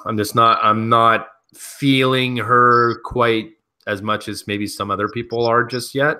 I'm not saying she's not good. I think she's good, you know. It just doesn't seem like an area where she's there yet. I think she needs some more work. I think it's still relatively new to her. But there's obviously potential, not unlike, you know, Mandy Rose that we were just talking about. I think that she has another good future. And, you know, we'll see what happens this Sunday. They did a good job in sort of building Ruby Riott to be a credible opponent for Charlotte because, you know, yes, surprises could happen and all kinds of stuff like that. But long story short, I just, you know, to me, looking at this on paper, even before they were in the ring and whatever, I was just like, okay, like, no, she doesn't have a chance. So she's got some work to do. She needs to build her character more. She needs to be more ruthless. I think that she came in on the scene with a bang, and I think she needs to keep that going. Backstage attacks. She doesn't need her group anymore. She could just branch off at this point, do her thing, and just continue her ruthless ways and have her being crazy and whatnot, you know? She's essentially like a very similar version to like Nikki Cross, but just on the main roster. And whatever. I mean, I'm open to the idea of seeing her, you know, move on into the division eventually and be a bigger deal than what she is right now. But I think that it's just not her time yet. But she did do a good job, and she seems really comfortable on the mic and everything else. So, you know, I'm interested to see how this is going to play out for her. But hopefully they have a great match. That's all I want from this at this point. And, you know, overall, though, Charlotte just always steals the show, and this Sunday is going to be no different. Yeah, I'm going to have to agree with you on that, Ed. Ruby Riott has a very storied history on the indie circuit. She's not coming in green at all. She's coming in green to the WWE product. Good point. So you just got like a short learning curve. If you pay your dues on the indie circuit, you got a short learning curve. It's not the exact same thing, but you know what? That learning curve's coming a lot faster than I thought it would be. And I wouldn't be surprised if this one is one that will be talked about on these kind of shows in the next coming weeks. It has potential to be like a really good match. It was built up very well considering the time that it was given. And yeah, for a women's division match, 1 month out of WrestleMania, it's set up pretty well. I can kind of see this going the way of Ember Moon and that NXT girl, Shayna. What's her name again? Shayna? Yes. I can see it going this way. I can see Charlotte, you know, taking a beating and then just coming out on top. Not in the same way, but I can see Ruby doing some damage to Charlotte. So hopefully it's something that they do talk about, and she does a good. I think she will do a good job this Sunday, better than maybe some people would think. I think it'll be closer than you think, but I still think that, you know, it's just not our time. Essentially, is what I'm trying to say. But it's going to be soon. All right, and the other big thing from SmackDown Live, we already talked in depth about Jinder Mahal, Randy Orton, and then the Bobby Roode situation for the United States Championship. At Fastlane, it will be Bobby Roode one-on-one with Randy Orton. But the other thing that happened on SmackDown Live in the main event was a fatal five-way. Had all participants, minus John Cena, because John Cena was on Raw cutting a promo. In that match, Sami Zayn getting the win. Earlier on the show on SmackDown Live, Sami Zayn telling Kevin Owens that if it came down to us, I will lay down for you, and you can win the WWE Championship. Okay, then. But what do you get your guys' thoughts on the Fatal 5-Way, and what do you think this is going to be heading into Fastlane here? We'll start with Mountie. Well, All things aside, whatever happens with Sami Zayn and Kevin Owens, I don't know if you knew this, Steve, but me and Nate are actually going to be going to, it seems like we're going to the Raw and SmackDown that's in Montreal, April 30th, and the SmackDown is on May 1st, so we're going there, which is pretty damn awesome. Cool. They got a back-to-back, and we're still, stunned by it. I don't think it's really sunk in yet, to be honest, but it should be pretty awesome. I think that Kevin Owens is going to be a face by then. I think Sami Zayn turns on him. Owens gets a taste of his own medicine. Other than that, like, it's the Cena factor involved. I mean, like I was talking about before, there's so many questions that are left unanswered, and we got to see where it kind of goes from here. Yeah, that's all I got. All right. Yeah, I thought it was interesting to have the Fatal 5-Way. Have a Fatal 5-Way match when in just 5 days you're going to have a 6-pack challenge. So basically having your same match minus John Cena, of course, and having it there on SmackDown Live, and then having Sami Zayn win. For me, I mean, maybe it's not totally dumb, but to me it's somewhat dumb because now with the reverse thinking of psychology and booking, Sami Zayn, 0 chance, and heck, that he's going to be winning the WWE Championship this Sunday at Fastlane. Like, though heading into it, I didn't think there was much of a chance, but I actually did think his chances were really higher than Dolph Ziggler's or John Cena's even winning the championship at Fastlane. But now with him winning on the SmackDown Live, saying what he said to Kevin Owens earlier in a backstage promo, I think him being the least likely out of the 6 to win the championship at Fastlane. So in its own accord, I thought that certainly was. I think you're right, and I think really I forgot to touch on that before because to me, all this is going to do, even that win for Sami Zayn, all that is going to do is start the feud between Kevin Owens and Sami Zayn. Really, I think they needed to sort of get their feet wet on the actual feud, and it's probably going to continue going into Fastlane. And then we'll see what happens. Maybe there's going to be a singles match because they both don't have a home on WrestleMania yet. And those two talents, after a lot of the focus that you've put into them, you don't want to just throw them into the Battle Royal. They're too good for that right now. So I think all that is just paving the way for their WrestleMania match because there just hasn't been any talk of it. I think something similar is going to happen come, Fastlane where, there could even be a spot where like Kevin Owens goes to pin him, like he actually lays down for Kevin Owens. I think this is what's going to happen. He's going to actually lay down for him, and then he's going to go for the count, and he's going to kick out at 2. And I think that's how it's all going to unfold from that point on, especially with Sami just getting the win and everything. And then he's like, no, I got this. Yeah, I'll lie down, like I said. And then boom, he just kicks out, and there's a stare down, and then it's like, that's it. It's over. It's done. Festival of Friendship Part 2 kind of deal, If I saw that happening, what I actually would see is Sami Zayn rolling up Kevin Owens. Like Owens going to about to pin him because he lays down for him and he just rolls him up for a pin, playing possum, in a way. And 1-2, Kevin Owens kicks out, sort of thing. That's what I would see if that scenario did come up, Mountie. At Fastlane certainly would be interesting. But again, that's pretty much it for SmackDown Live. Again, a 2-hour show, not too much going on there. Though I do enjoy SmackDown. I do hope that it improves. We get to Fastlane. We get through Sunday. I'm sure the show will be better on the road to WrestleMania. SmackDown Live getting off, from Fastlane back on the road to WrestleMania, and then both Raw and SmackDown, their shows improving because this is the best time of the year to be a WWE fan, to watch Raw and SmackDown heading into WrestleMania with all the ins and outs and craziness that will be going on, matches made, even shocking returns, an NXT call-up or 2. Usually that doesn't happen until after, but still you never know. But just this time of the year for WWE on the road to WrestleMania, here at Fastlane finishing up and moving accordingly from there. I certainly am going to be excited for that for sure. Okay, let's get into WWE Fastlane. Before I do, again, I thank everybody, those that are watching live and as well archived.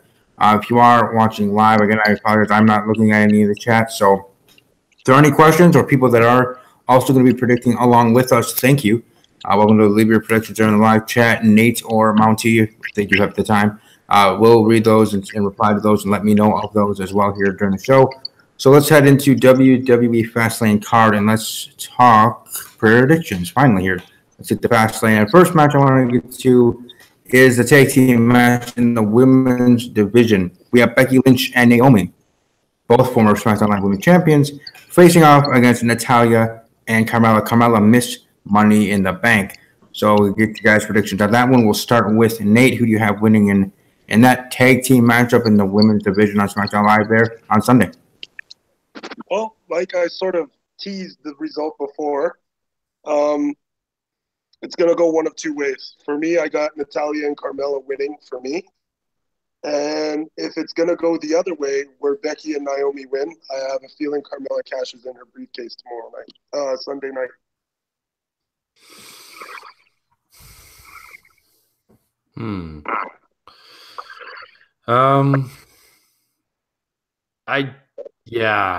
I mean that sounds really good.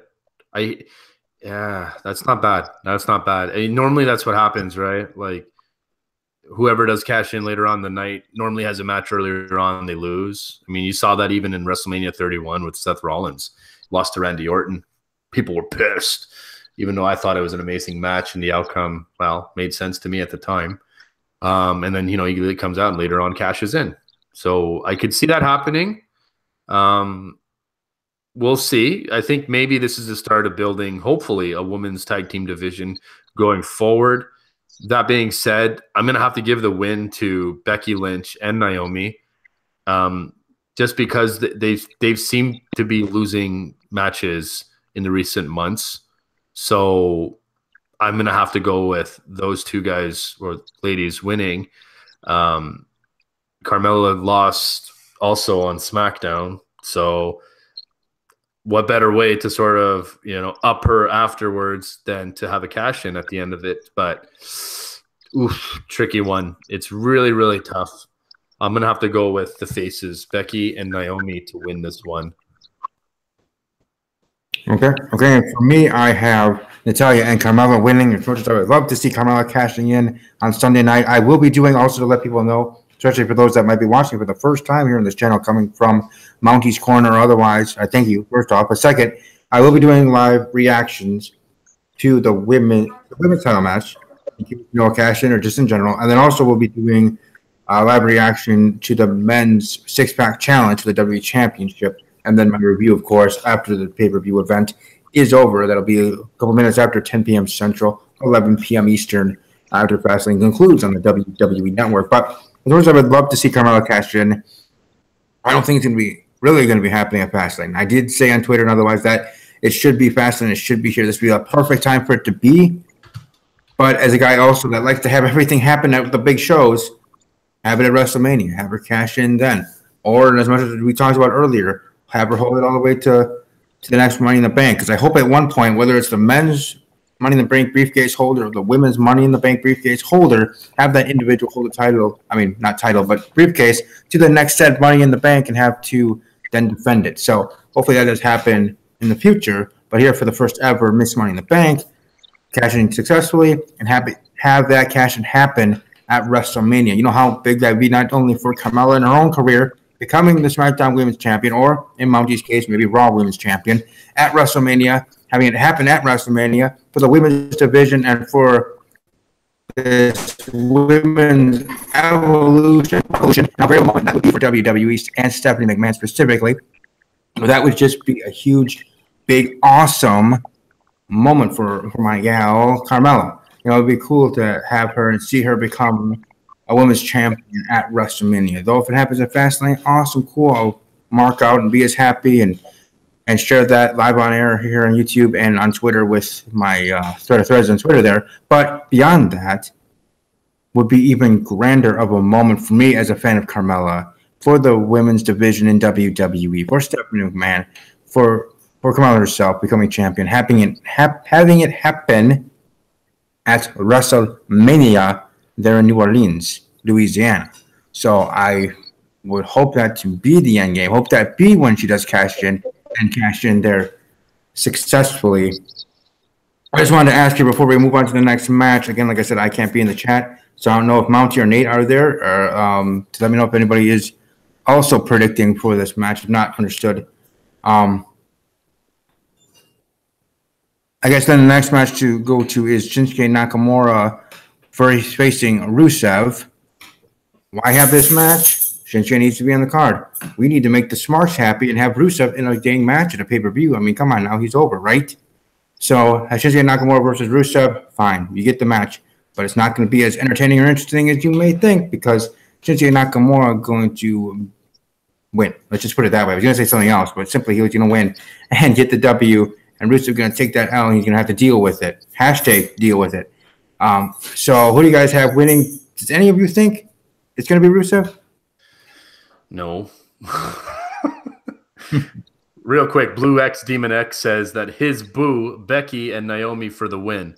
I thought his boo was Sasha. How many boos does this guy have?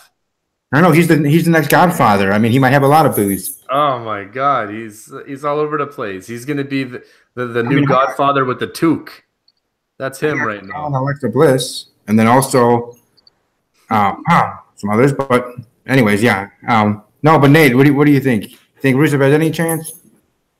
At Fastlane, I gonna beat Rusev. Strong style. Come on, it's an automatic given. Like, why even book this match? Like, couldn't you do like some kind of like Ascension versus Breezango or something? Like, give us something that we want to see. Like, because Nakamura, that's it. Yeah, like I said, I think the only reason we're doing that is to have your number one contender on the show, your Royal Rumble winner, and then for Rusev at his side, Marks and all the people that are bringing, why isn't Rusev on the show? Why isn't he on the store? Why isn't he on the pay-per-view? He's more over. Rusev Day, all this other stuff. Great, I'm glad it's over, and I'm glad he's popular, but doesn't mean he has to be on the dang card because of that, okay? I'm just saying. So he's on the card, be happy, but he's still going to take that out, and we're going to move on from there.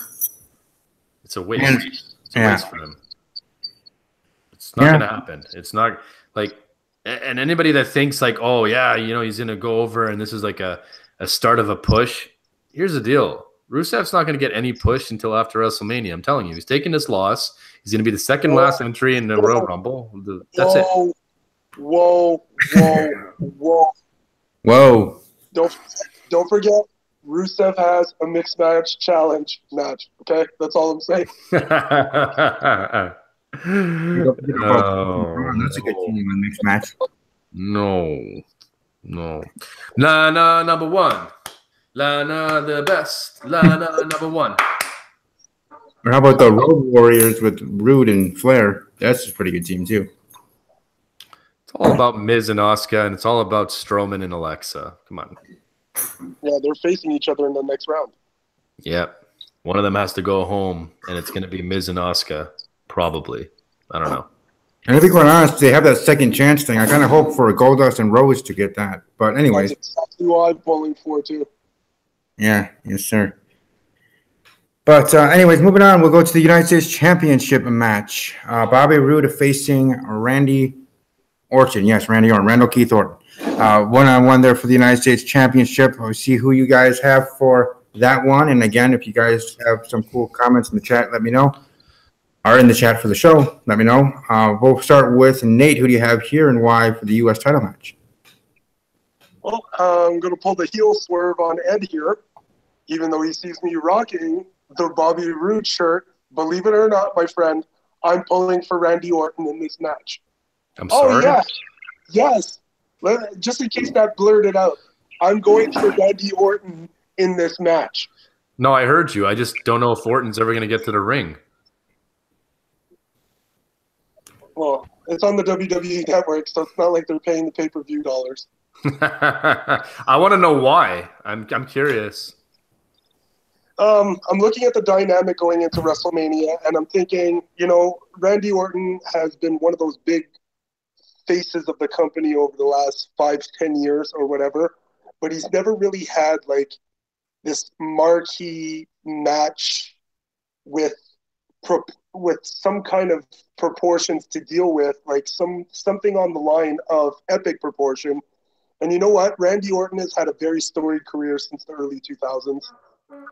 this is the one championship belt that has eluded him, and I could see him getting a short run with it at least.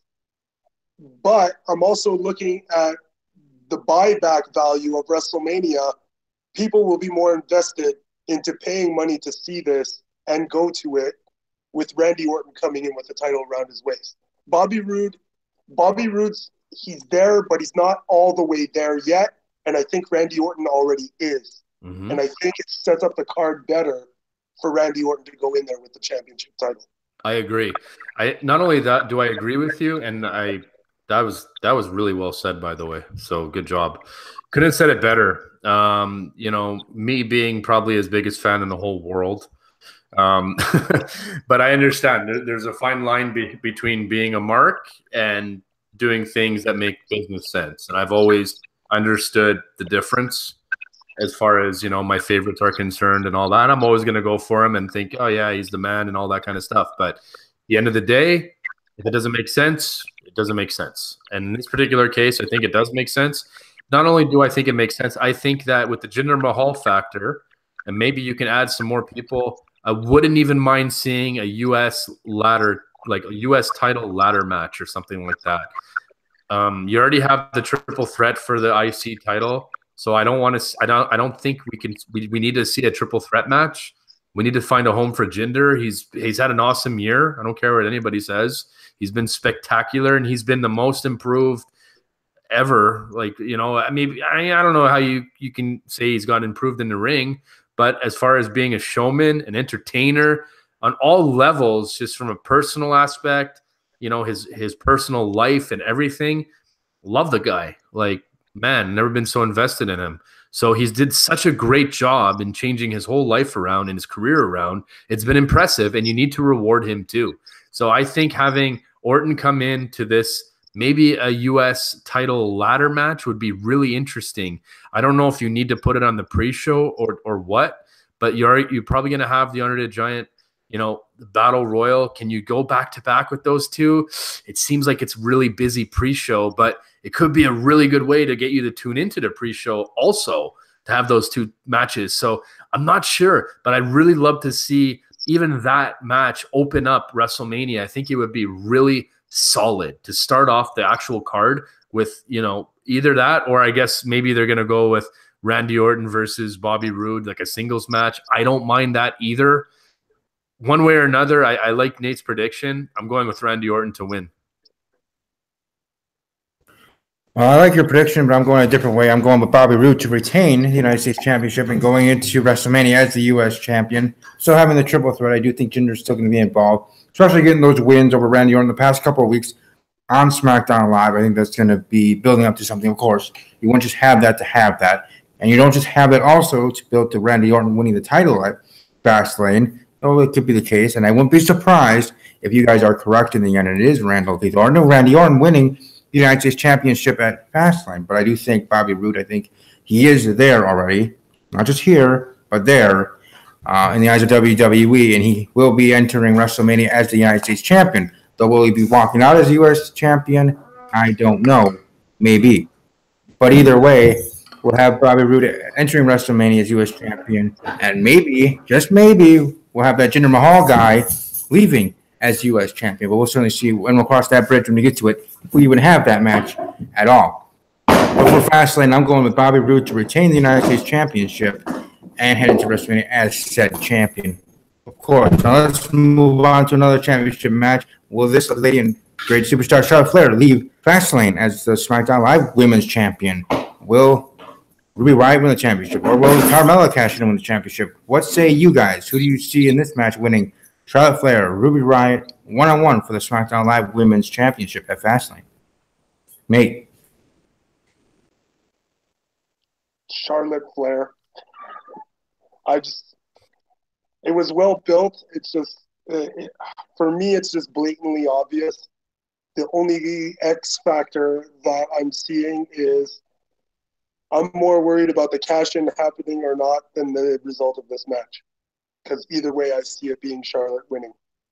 I see Charlotte either getting heavily beaten down and finding a way to win, or Charlotte just running her over and walking into WrestleMania with the title. Either way, Charlotte gets out of this match the SmackDown Live Women's Champion.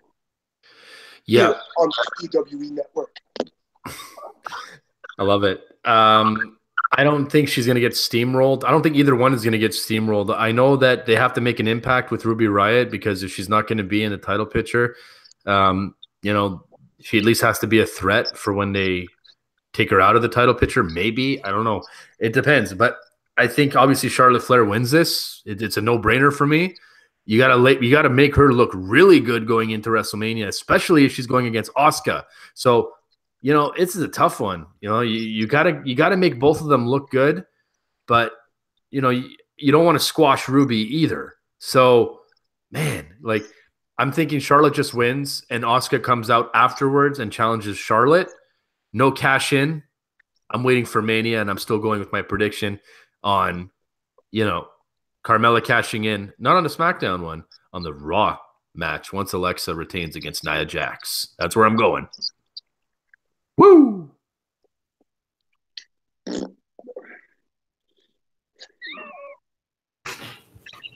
All right, I'm back. All right, let's head on to the tag team title match. We have the Usos facing the New Day in one-on-one, tag team one-on-one competition for the SmackDown Live tag team titles. Who do you guys have winning that match, and why, Nate? I got the Usos retaining.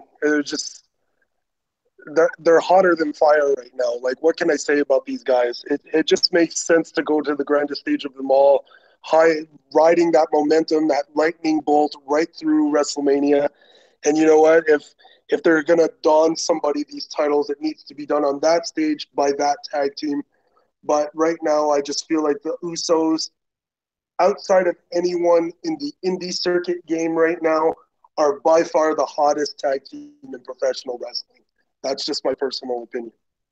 No, it's not just your personal opinion. It's the right opinion. And it makes total sense for it to be the Usos to walk in with the gold. Do they have to walk out with the gold? Debatable. You know, they've had it for a while. They've had a really good run. If anything, like we talked about this, Nate, for a long time. We said, man, if these guys turn heel, it could just revolutionize their career. It could save their career. They didn't even have to do that much different other than change their look and their promo stuff. And, you know, they're a little bit more twinish, if you will. I like it. I love it. I think they should go into WrestleMania as champion. I'm totally fine with them retaining at WrestleMania.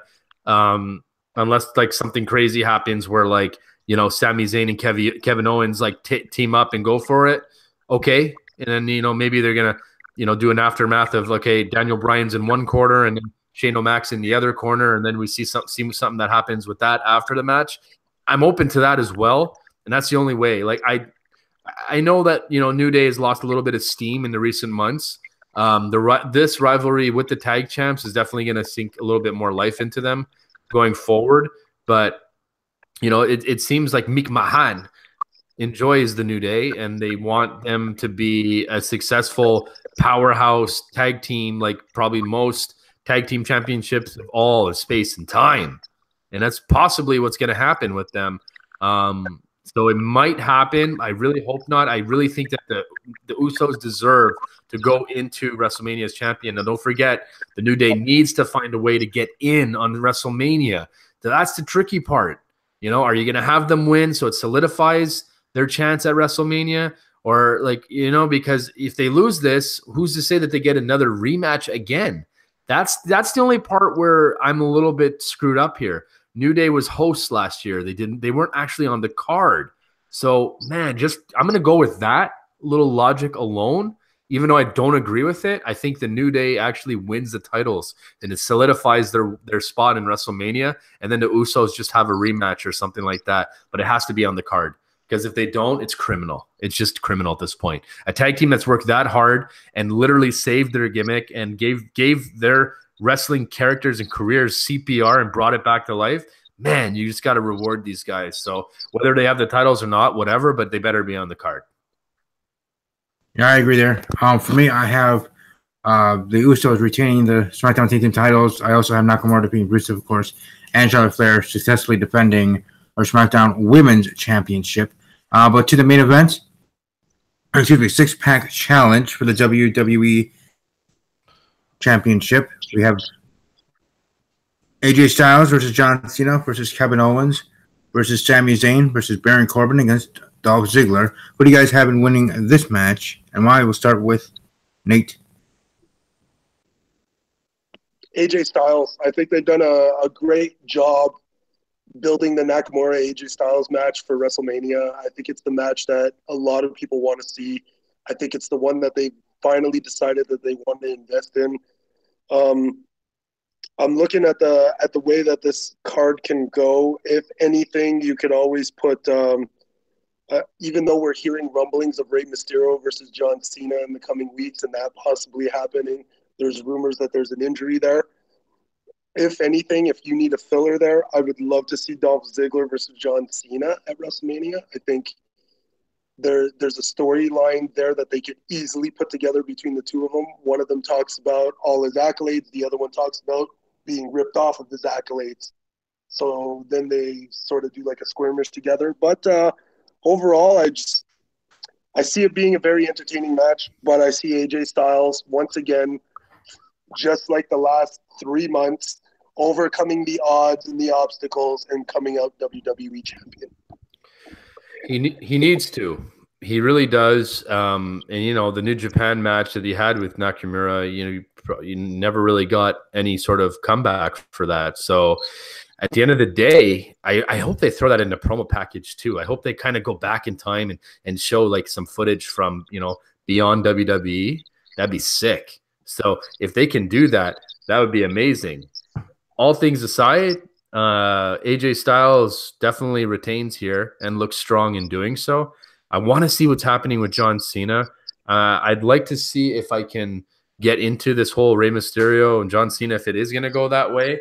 I'm not closed to it completely. I'm intrigued to see how they can make it interesting or not. Or is this all like a cover-up for an actual Taker and John Cena thing? Who knows? Who knows? I find it weird that Cena went on Raw and he basically told the fans that match is not going to happen. I found that a little bit weird. I don't know. So I want to see where this is going to unfold as far as the Cena angle and everything. I've never been more interested in the John Cena match going into WrestleMania. I got to say that.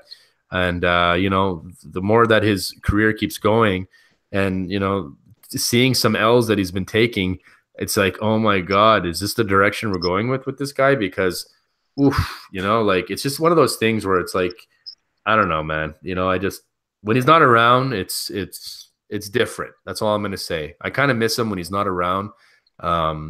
He's such a big, but I've always said that about him. You know, I wasn't his biggest fan, but I always respected him, and I respected what he did for the business, and I respect like the amount that he's able to get you invested in the product, even if you don't like him. And that's what I always liked about it. You know, like when he was in the title picture, I just wanted to see him lose so bad that, you know, I was just, that's why I didn't even care who he was against. I just wanted to see him lose. And, you know, all that changed, yeah, as his career evolved and as I grew up and watching him and everything like that. So all things aside, Styles wins. You know, they have to go this route. They have to go Nakamura and Styles. If they don't, that's just such a wasted opportunity. They need to do this way. I want to see what happens with Baron Corbin. What's going to happen with him? Who knows? I want to see what happens with Kevin and Sami Zayn. Ah, man. Like I said, there's this main event will hopefully, you know, start about at least 3 chapters for different people in this match. You know, one being Baron Corbin. That's probably the only thing that we're not going to get any answers on because he's just not going to win. He might even be the one that takes the pin for all I know. Dolph Ziggler being in on it. What's going to happen there? You know, he mentioned on SmackDown in his promo that, you know, he's never had a singles match at WrestleMania, and he thinks that's just ridiculous. It's really hard to disagree with him on that, especially in that like 2011, 2012, you know, that kind of, you know, area, you know, and that time frame made sense to do it. I don't see it happening now. I want to see what happens with Kevin Owens and Sami Zayn. I really think they need to do that spot where Sami Zayn actually lies down. I like your idea too of a quick roll up, but another quick 2 count. So it's like a two count and then a quick 2 count, and there's like a stare off, and it's like, what's going on? I want to see them implode. I think it makes sense to do it, and you got to do it at Fastlane. So I don't know. Styles wins. That's all I know right now. What do you got, Steve? Yeah, I got AJ Styles retaining the championship. I also did want to give a shout out to Blue X in the chat, saying that he has AJ Styles getting the win, by the way. So thanks there. Also, he talked about having Randy Orton defeat Bobby Roode, win the U.S. title, and then losing it at WrestleMania. So I think him being a productive member in the chat, they're giving his predictions for the pay-per-view event as we go along. So thank you, Blue, and thanks for stopping by. I really do appreciate it. For me, like I said, I go with AJ Styles. I don't see any other way. I do think actually John Cena is going to take the pin. I think it'll work for his storyline. You know, he has no road to WrestleMania and all that other stuff and jazz. And then an Undertaker shows up in the Raw after or something. You know, you have that kind of set up there for John Cena. I don't see him face Rey Mysterio. Rey Mysterio got injured as well, so eliminate that part of the plan as well. So I have AJ Styles retaining the title, and I have AJ Styles getting his quote-unquote revenge from 2 weeks ago and hitting John Cena to retain said championship and remain WWE champion heading into WrestleMania, keeping it one-on-one for the WWE championship against Shinsuke Nakamura, though John Cena did bring up Raw, it could be a triple threat match if he does win, or if anybody does, for the WWE title, because new champion, former champion, Royal Rumble winner. So, however that to happen, it could, but I think AJ is going to retain. AJ is going to pin John. We're going to have that Zayn Owens moment and all the other jazz as well. Maybe a Corbin Ziggler moment, because that might be a one-on-one match at WrestleMania. Who knows? Or those two will just be thrown into the Andre the Giant Memorial Battle Royal on the pre-show for WrestleMania on the WWE Network. So, we'll certainly see how that all plans out. But I, as well, go with AJ Styles retaining. By the way, the thing that's whining is my puppy dog here laying down next to me. So just in case you guys are worried, it's just my puppy dog wanting some attention while I've been on air for over an hour. So, I know the feeling. I know the feeling. This one wants attention too. Yeah. Well, at least yours is being quiet. So yeah. So but anyways, any other thoughts or things you want to bring up that have to do with Fastlane or any other last notes on the pay-per-view? I think we covered a lot. I think so too. I just wanted to see if there was anything else that you did want to bring up before before the episode ends. I mean, I don't know. It's hard to say. I don't see a cash-in happening. I like the idea. I love the idea, guys. I do. I only see a challenge at the end of it, at the end of the match. And I think it's going to be a decent pay-per-view. I think we're going to have some great matches. I think the tag match is going to be awesome. Maybe steals the show. Shocker. I mean, these guys have great chemistry. They just have it. They have it together. So much experience together and everything else that Usos and New Day could possibly steal the show. I think we're going to see some other great matches on the card. Hopefully, Randy and Bobby Roode can tell a good story there. I wouldn't mind seeing that. The actual six-pack challenge should be solid. And then maybe the women's match should be a good one. So, I mean, I'm, 8 on 10 excited for this. But it's it's the last pit stop to WrestleMania. I have to be excited. We'll see what happens. Nate? Oh, geez. I look at the card and I go, okay, if these guys hit on all cylinders, this is a pretty good pay-per-view going into WrestleMania. But if everyone fires on all cylinders, I hope these guys understand that right now they're in WrestleMania. The road to WrestleMania goes through the Fastlane. If these guys click on Sunday night, we're going to be 10 times more amped for April when WrestleMania rolls around. There's a lot of dynamics that are in play when you look at the card. We had mentioned earlier before about Kevin Owens and Sami Zayn. The story that I've told Ed 600 times is I remember Kevin Owens, Sami Zayn wrestling in a room full of 25, 30, 50 people. I've seen their story from the beginning. And the thing that I love about their story is that it literally is a fight forever mentality. These guys will bring it I'm hoping that it's being considered for the card. I know Kevin's involved in some way. He already got his WrestleMania shirt. So all we could do is hope that, everyone handles their business on Sunday night. That way we could go with a huge adrenaline rush on Sunday, not sleep all night, and then talk to people that don't care about wrestling about it on Monday. No kidding. I love that. That's amazing. I love that. So that's so true. I do it all the time. Or like sometimes I'm even more like amped up. I look forward to the post pay-per-view, the social media stuff, the thoughts and opinions and the reactions and everything. Like I love that kind of stuff, and normally I can't sleep for like a good at least 45 minutes or so, but I can't keep going. Like, it's hard for me to do a review right after because then I really won't sleep until like 2 or 3 in the morning, I mean, it's an important pay-per-view, like Nate said, going into it, man, like, okay, it should be all right. I'm looking forward to it one way or another. And it has to be on point because the fact of the matter is you have 4 weeks, right? 4 weeks until WrestleMania after this pay-per-view. So you need to deliver. You deliver hard on, like you said, on fire on all cylinders. It's a great card. And WrestleMania card is just looking so good this year. I'm so looking forward to it. Like, man, it's just, and this has just got to be like that last like straw. You just gotta finish it on a high note and on a crazy note or whatever, and go into WrestleMania thinking, oh man, now what's gonna happen? You got to do it because having Raw and SmackDown for 4 weeks is awesome. Going into WrestleMania, this is when you really the heat gets turned up. And I know you guys are excited for that, but this pay-per-view is it's got to do it, man. It's just got to do it for fans and everybody else. All right, and there were some news items I wanted to bring up. I just want to bring them up just in total, anyways, since we're here winding down here in the episode.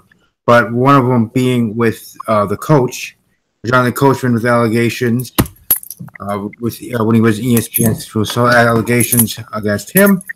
Money in the Bank news, which we already did bring up already. And then a new NXT title that will be coming to NXT. I think it's called the North American Championship.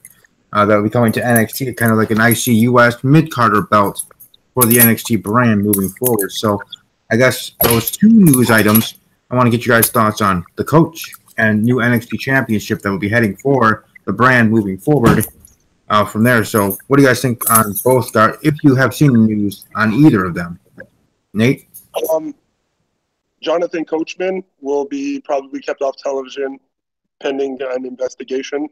So don't be surprised if Booker comes back. I hope he gets Corey Graves for all the dastardly things that have been going on over the last few weeks, even though it's been brought to the forefront that it's a work. Yeah, I would love to see Booker T back on TV again. They could have sent him off a lot better than just bringing Coach in randomly. And in terms of the title going to NXT, this North American title, I'm all for it.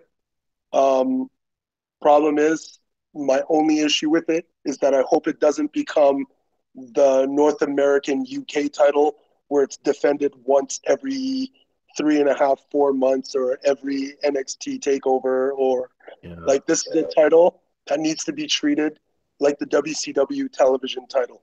When it's on, it's got to be defended on TV at least 2 out of 4 weeks a month and at the NXT takeover. Make it relevant because those guys are working hard and need to be pushed like they're relevant. It's that's perfect. And I agree with what you said about the Coachman. I mean, it's going to be, I don't know what the outcome is going to be on this particular one or if there even has been one, but it's like, he's been a professional for like 20 plus years. So I find it really weird that all this is happening right now. It seems to be out there just in the celebrity world at this point, sexual harassment, this, that, whatever. I mean, I'm not taking it lightly. Don't get me wrong. It's just, I don't know what's going to come out of this. It hasn't exactly had the bombshell that maybe I thought it was going to have, you know what I mean? So I don't know what's going to happen with that. I don't really have a lot of opinions on the matter I hope it's false. That's all I got to say. As far as the NXT title, though, I mean, first of all, you have all these guys representing a different kind. Like, I don't know if you guys know who's actually going to be in this ladder match. There's some big names, man. You know, you got EC3, you got Ricochet, Adam Cole, Velveteen Dream, and then you have Lars Sullivan, and then you have I forget his name right now, Kane. Anyhow, every single one of these guys represents like a different promotion. You have Adam Cole in Ring of Honor, you have EC3 from Impact, you know, you have Ricochet from PWG, and you have, you know, Velveteen Dream from the MCW, and then you have like NXT Performance Center being Lars Sullivan, right? Actually, funny fact, I'm on the WWE forums on bodybuilding.com, and Lars Sullivan used to be a member on that. So I just thought I'd throw that one out there. It's pretty crazy. But anyways, like, you have so much potential in this. Like, you have like at least 4 guys that could potentially win this and be amazing at it. I mean, Velveteen Dream is obviously the smart money, if you ask me at this point, but Adam Cole winning it would be huge. Even EC3 winning it. I'm a huge EC3 fan. Like, I'm a huge Adam Cole guy too. Velveteen Dream, like, oh my God, man. Like, this match is going to blow my friggin' weekend off, man. I have to say, like, I know I was talking about the Seth Rollins and Finn Balor and Miz match. This is damn close to being the match I want to see so friggin' bad that weekend. Like, I want it to be tomorrow. It's nuts. All right. I love it. Since Mountie did share who was on the match, and thank you for doing that for us and the viewers, let's just predict it. This is a prediction show, so we might as well just predict this match whenever it is going to happen. Mountie, who are you going with? Are you going with Dream? Dude, like, that. This is such a hard one. This is a very, very tough one for me to predict. I'm trying not to, you know, pick with my heart. My heart kind of thinks that Adam Cole is the right man to win this right now if they're going to keep him on NXT. Velveteen Dream is such a good option too, but and then you have EC3 too, who you know, he hasn't done really anything yet. I mean, it could be an amazing door opening experience for him. So, oh God, I mean, if I had to take I'm going to go with my gut and think it's Adam Cole winning. Okay, Nate. I'm gonna take the high road here and go Ricochet. Nice pick. And for me, for my prediction, I'm gonna go with EC3. Trouble. I'm gonna go with EC3 getting the win there and being the NXT or WWE NXT North American champion. Now, I liked it, or when I heard the news, I was happy to hear that it's going to have a mid-card title belt. But it being named the North American Championship and whatever, that's going to have to, you know, I'm going to have to get used to that. Kind of like how I had to get used to a championship being called the Universal Championship when that was, announced the debut, or announced first on Raw by Stephanie McMahon and Mick Foley at the time. So I didn't like that name, and now we're just used to it off the tongue. It's still stupid, to be honest. Oh, well, for me, I've gotten over it and got used to it. But the North American title is going to be the same thing for me, for this fan, to get used to with the name. I think they could have done it with a better name, but then again, that's just nitpicking. Having a mid-card title on NXT is a long time coming for me being a long-time viewer of NXT. Maybe not from the very start, but I have gone through the last couple of years for sure. So, and NXT shows, of course, the NXT takeover. But specifically, predicting as on this day here in 2018, I am going with EC3 to win, and that being the great catalyst for him starting his career or restarting his career in WWE.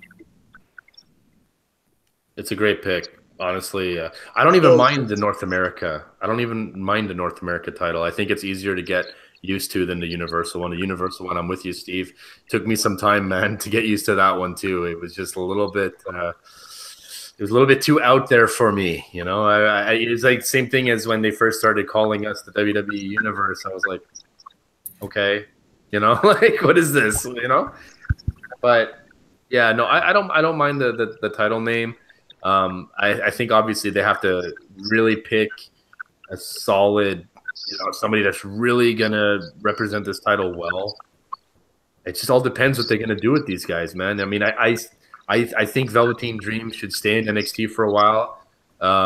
If this isn't what's gonna happen for him, then shoot, you eventually got to push him right to the moon, man. This guy is so over, and oh man, Nate, I know why you're smiling, and it's gonna be fun. I can't give away any spoilers, but it's gonna be amazing. EC3 is a great pick, man. That's the only one that I see other than Adam Cole winning this, but man, we'll see what happens. I'm really looking forward to that. Whole card for TakeOver is looking filthy right now. I love it. Probably the best card I've seen in a long time, to be honest with you. There's been a lot of good takeovers over the years, for sure. Yeah, but you also have the opportunity to have Ciampa versus Gargano. I mean, I want to see that. I know you guys do too. They got to somehow figure that out before this. I mean, I'd love to see that match too. I don't know if it's gonna happen, but it would be cool, Man, Aleister Black and everything. Oh God, it's gonna be an amazing weekend, guys. I can't wait, man. Oh, by the way, all those WWE fans out there shitting on Cien Almas as NXT champion are the same jabronis to me that were shitting on Jinder Mahal, WWE champion. I see Jinder Mahal as when he was WWE champion in his run, and Cien Almas as NXT champion pretty much being the same for me, and I would say both of them were pretty dang good. So, again, I respect everybody's opinion, and I always will, but in this case, I strongly disagree with you and think Cien Almas as NXT champion has been going well and will continue to do well, and whenever he does drop the NXT championship, his title reign will not be in vain. His title reign will be pretty dang good, just as I said about Jinder Mahal, WWE champion, now hopefully staying on top as a former champion, maybe one day being champion again, who knows. But Jinder Mahal, Cien Almas, both of them, to me, their title reigns are pretty dang good. So to those that are poo-pooing on Cien Almas, again, I respect your opinion if everyone has one. But to me, I think he's done a pretty dang good job as NXT champion. And whenever he does drop the title, I know I'll be giving him a standing ovation here at my house, watching the show at that time, whenever that is, whether it's for the NXT show before WrestleMania or any NXT show, whenever it to be. I will applaud him for a great run and a great time as NXT champion, because I certainly have enjoyed it. And I certainly think it has done very well. Totally agree with you. I'm with you. He's been solid. I wasn't a massive fan of him winning the title because, again, I was a little bit too much of a mark with the McIntyre thing. And but boy, man, he's changed my mind. He's been really good heel. Yeah. The Selena Vega girl makes him 10 times better. Yes. No, I was just about to say that. I'm glad you said that. That's gotta be a package deal when that goes up, and it will be going up after WrestleMania. Yeah, I'm with you. I think he's done a great job as being champion. He's put on some amazing matches. I mean, if you're in candidate for being match of the year, that was an amazing match. I know it's only March, but damn, that Gargano and him. Oof. I was totally into that, and it opened my eyes a lot. Before that, it opened my eyes too, but solidified the fact that I'm like, okay, he can go. He can go. He's like a less boring. Well, like I said, I think the Selena factor brings a lot of flair into it, so to speak. But he reminds me a little bit of Del Rio, but more interesting. I don't know if you guys see that too. He's a more athletic. He's less grounded. He's an aerial version. Yeah. And that's why he's a little bit more interesting to watch. So we'll see what happens, come NXT TakeOver. Black's probably going over, though. All right. That should do it here for this episode here for WWE Fastlane predictions. I thank Mountie and Nate for being on here. I'll let you guys promote yourself, where people can find you here on YouTube, also on social media as well. So let's start off with Mountie. Well, you guys know who it is. If you've been listening to us for 2 hours, hopefully you know who I am. Go by the name of Ed the Mountie.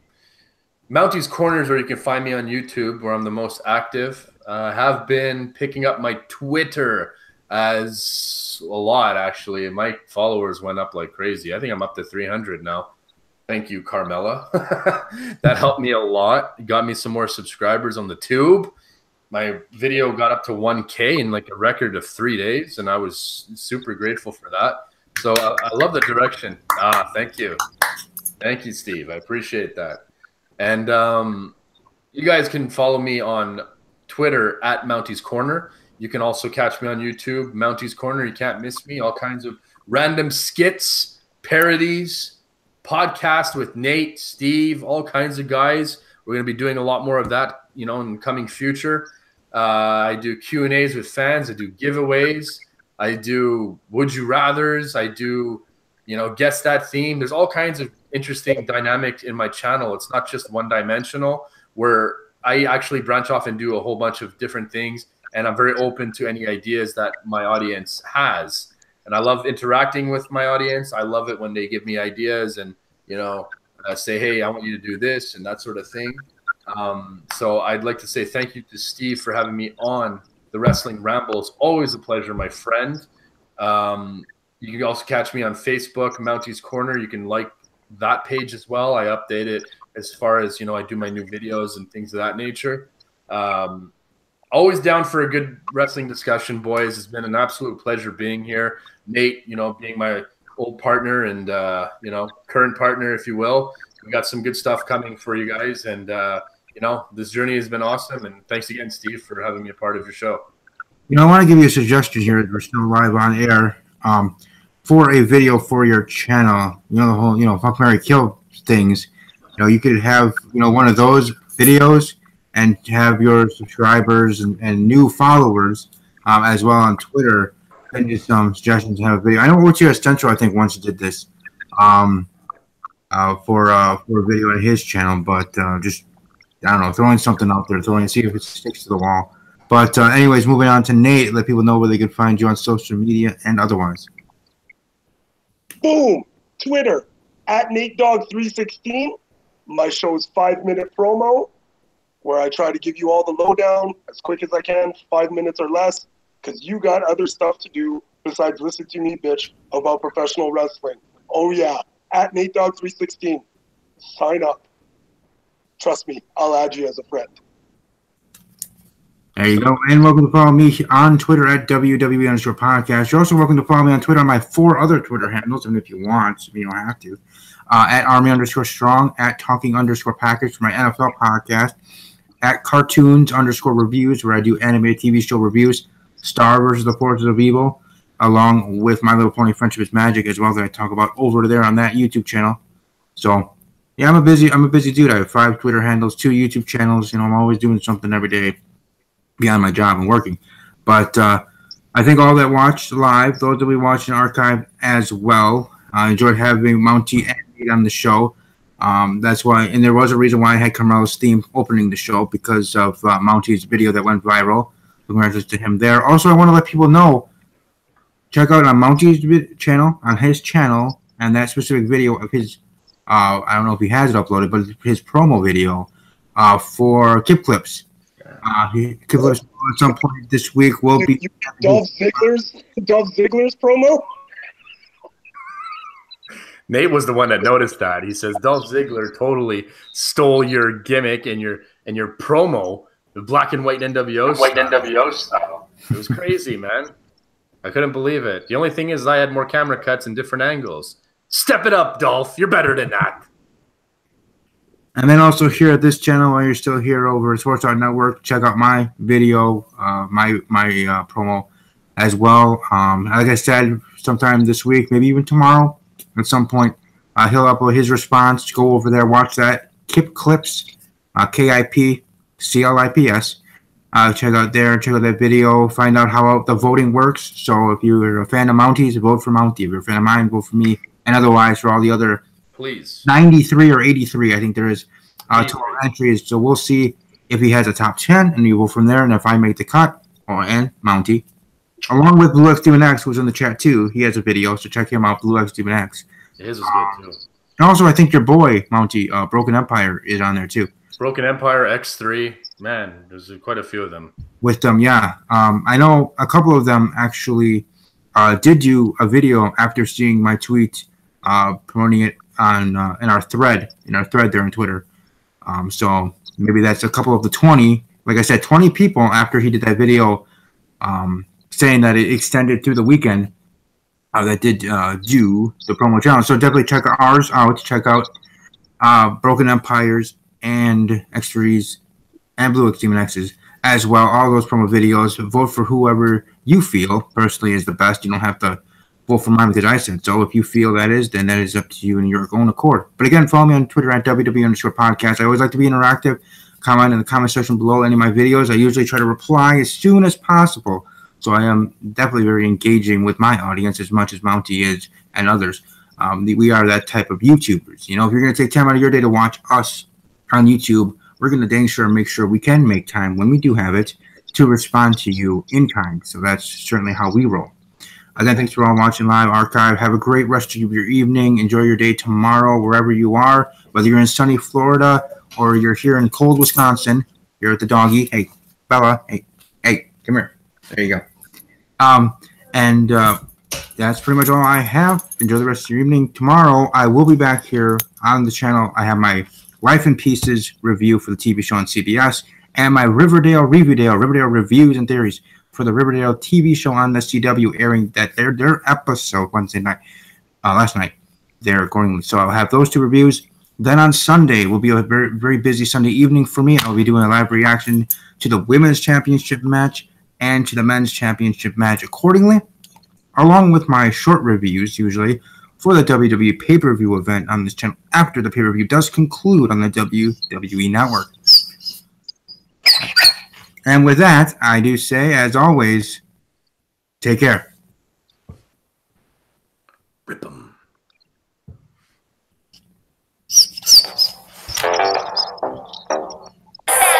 What's up? They keep hating on me, I don't stress. Don't got time for this, 'cause I'm fabulous. Capiche?